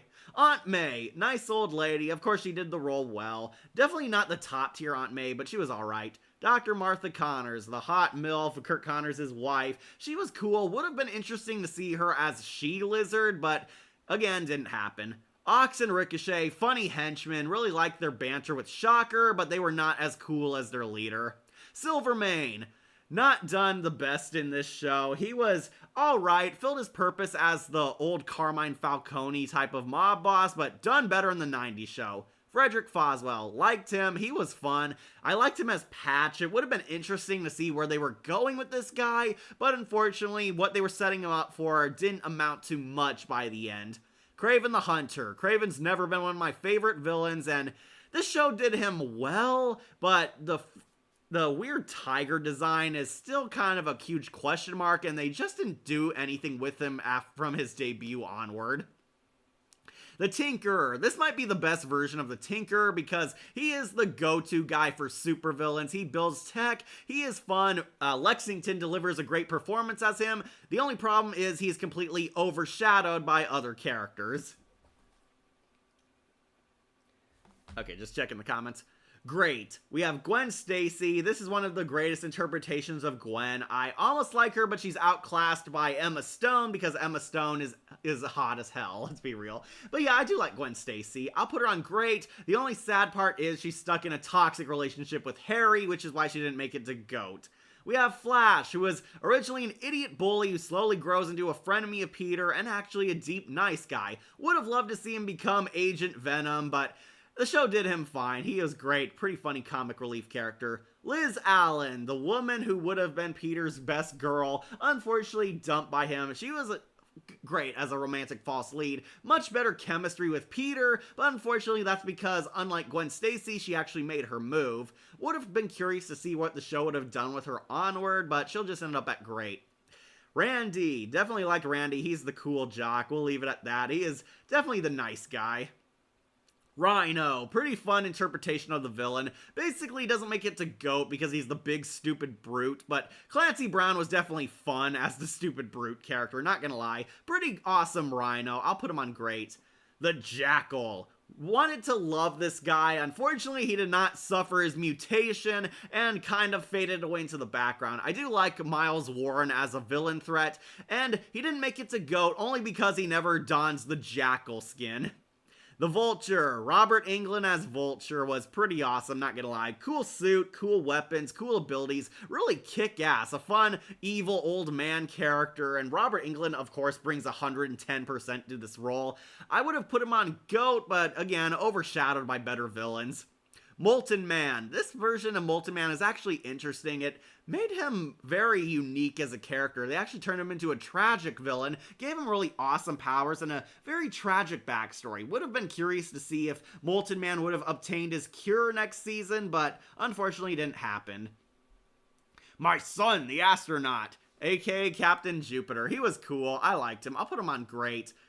And Dr. Kurt Connors and the Lizard. Very fun. Unfortunately, the Lizard was a one-off villain. He was a bad guy once, and then he's friendly scientist Kurt Connors for the rest of the series, but D. Bradley Baker is always a plus, so we'll put him on great.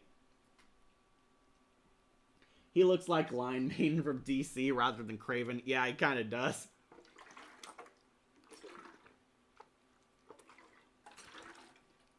Okay, finally, the GOATs, the greatest of all time. Captain Stacy, one of the best interpretations of the character ever. Really love his performance, love his chemistry with Spider-Man, and love that he's actually a useful adult in Peter's life who isn't evil. I liked him. This is my favorite version of Captain Stacy, yes, even more than Dennis Leary. Hammerhead went from a nothing 2-bit henchman into one of the greatest Spider-Man villains ever, and we have this show to thank for making Hammerhead cool. Shocker. This did the impossible and actually made Shocker one of my favorite villains. Shocker has always been one of my least favorite villains, but combining him and Montana into the same character was actually a pretty brilliant move and made him more well-rounded as a character. Shocker is pretty cool. Silver Sable. Yes, I know, I simp for her. She didn't do that much on the show, but I thought Silver Sable was definitely fun. She looks like the character. She had a charm, a charisma, really kick-ass, a fun super spy character. Nikki Cox's best role ever. Silver Sable is definitely hot, which got her up here, but I would have loved to see her redemption arc. That's 100% fact. But yeah, Silver Sable is definitely good. Mary Jane. Yes, this is one of the greatest Mary Janes ever. I'm not gonna fight you over it. I can understand why people crushed on her. Mary Jane is smart, she's funny, she's charming, she's likable, and did a lot to redeem her after Spider-Man 3. J. Jonah Jameson, always a funny comic relief in everything. Darren Norris knocked it out of the park. Love his J.K. Simmons energy. Of course, JJ was an entertaining character as a whole. Uncle Ben. Uncle Ben's great. Love seeing Asner back in the role. Uncle Ben is the greatest mentor ever. He's a vital part in Spider-Man's life and gave that raw emotional feel to this series. The Sandman. Actually made Sandman a fun villain. John DiMaggio, really awesome voice actor, so of course he brought his all to the role. Sandman is really cool in this, and they were very creative with his villain powers. Really loved what they did with Sandman in this series. If you can't see, sorry, it's blocked by the tier maker. Electro. Electro's awesome. I actually like him more in this show than the 90s show. Yeah, I know, blasphemous as it is, but Electro got a lot more to do in this series. Tombstone, great stand-in for the Kingpin. Smooth, charming, deadly, and actually one of the smartest villains on the show. He definitely earns his place as the big man. Mysterio! Really love him. He's always been a classic Spider-Man villain. He's cool, his abilities are cool, his strategies are cool, Xander Berkeley's performance is definitely fun. Mysterio is just as awesome in this show as he is in everything he's in. Dr. Octopus, one of the greatest Dr. Octopuses, period. Love Peter McNichol's performance. Peter McNichol made his Doc Ock at least one of my favorites, and the show definitely made him the one worthy as the leader of Sinister Six. Eddie Brock and Venom. I do count them as the same character. I know the symbiote is vastly different, but Venom is just as awesome in this show as he is in the 90s show. And a million times better than Topher Grace's Venom, but that's not saying much. This version of Venom, really cool, very scary, intimidating, and ultra badass. Love Ben Diskin as Venom, and I really hope he comes back, especially since we lost the great Tony Todd. Then Peter Parker and Spider-Man. Great. Awesome. This is one of the definitive Spider-Man actors, period. Josh Keaton as Spider-Man rules, and his show, of course, was made great by his performance. Both Spider-Man and Peter Parker are the greatest of all time, and I will put him up there next to Tobey Maguire and Barnes. Great. This is Monica the Savage Bear signing out. Okay, see ya, Monica. Black Cat. Who doesn't love Black Cat? She's hot. She's Marvel's Catwoman. Of course I like her a lot. Love Tricia Helfer's performance as her. And as I said to my friends, I really want to see Tricia come back as Black Cat. Especially more so compared to the other girl on the video games. But yeah, of course Black Cat is one of the greatest of all time. So awesome that people actually list her up there next to Jennifer Hale's Black Cat as great. Or I should say perfect. And of course, top dog is Norman Osborn and the Green Goblin. This is one of my favorite Green Goblins ever. Steve Blum is up there next to William Dafoe. Really love what the show did with them. Norman Osborn and Green Goblin are back to their comic book roots as Spider-Man's ultimate foe, and this show did him absolute justice. Green Goblin and definitely deserves top spot. He is one of the greatest characters on the show, and one of the greatest of all time. So that completes my tier list. Take one last picture if you haven't seen them all. Don't worry, a lot of goats, and Sally is the only one worthy of being in the trash. But yeah, love Spectacular Spider-Man, love the show, and as you can see, it has a lot more good characters than bad eggs. Spectacular Spider-Man is great. It is free on YouTube, so I highly suggest you watch that instead of whatever garbage Disney Plus is trying to make you pay for. So yeah, with that, I guess we should sign out. Thank you for joining us. Remember to like, comment, share, and subscribe, or swing in for more videos posted here on Wolf Entertainment. I'm your host, Catastrophe, and I gotta get back to my friendly neighborhood. Excelsior!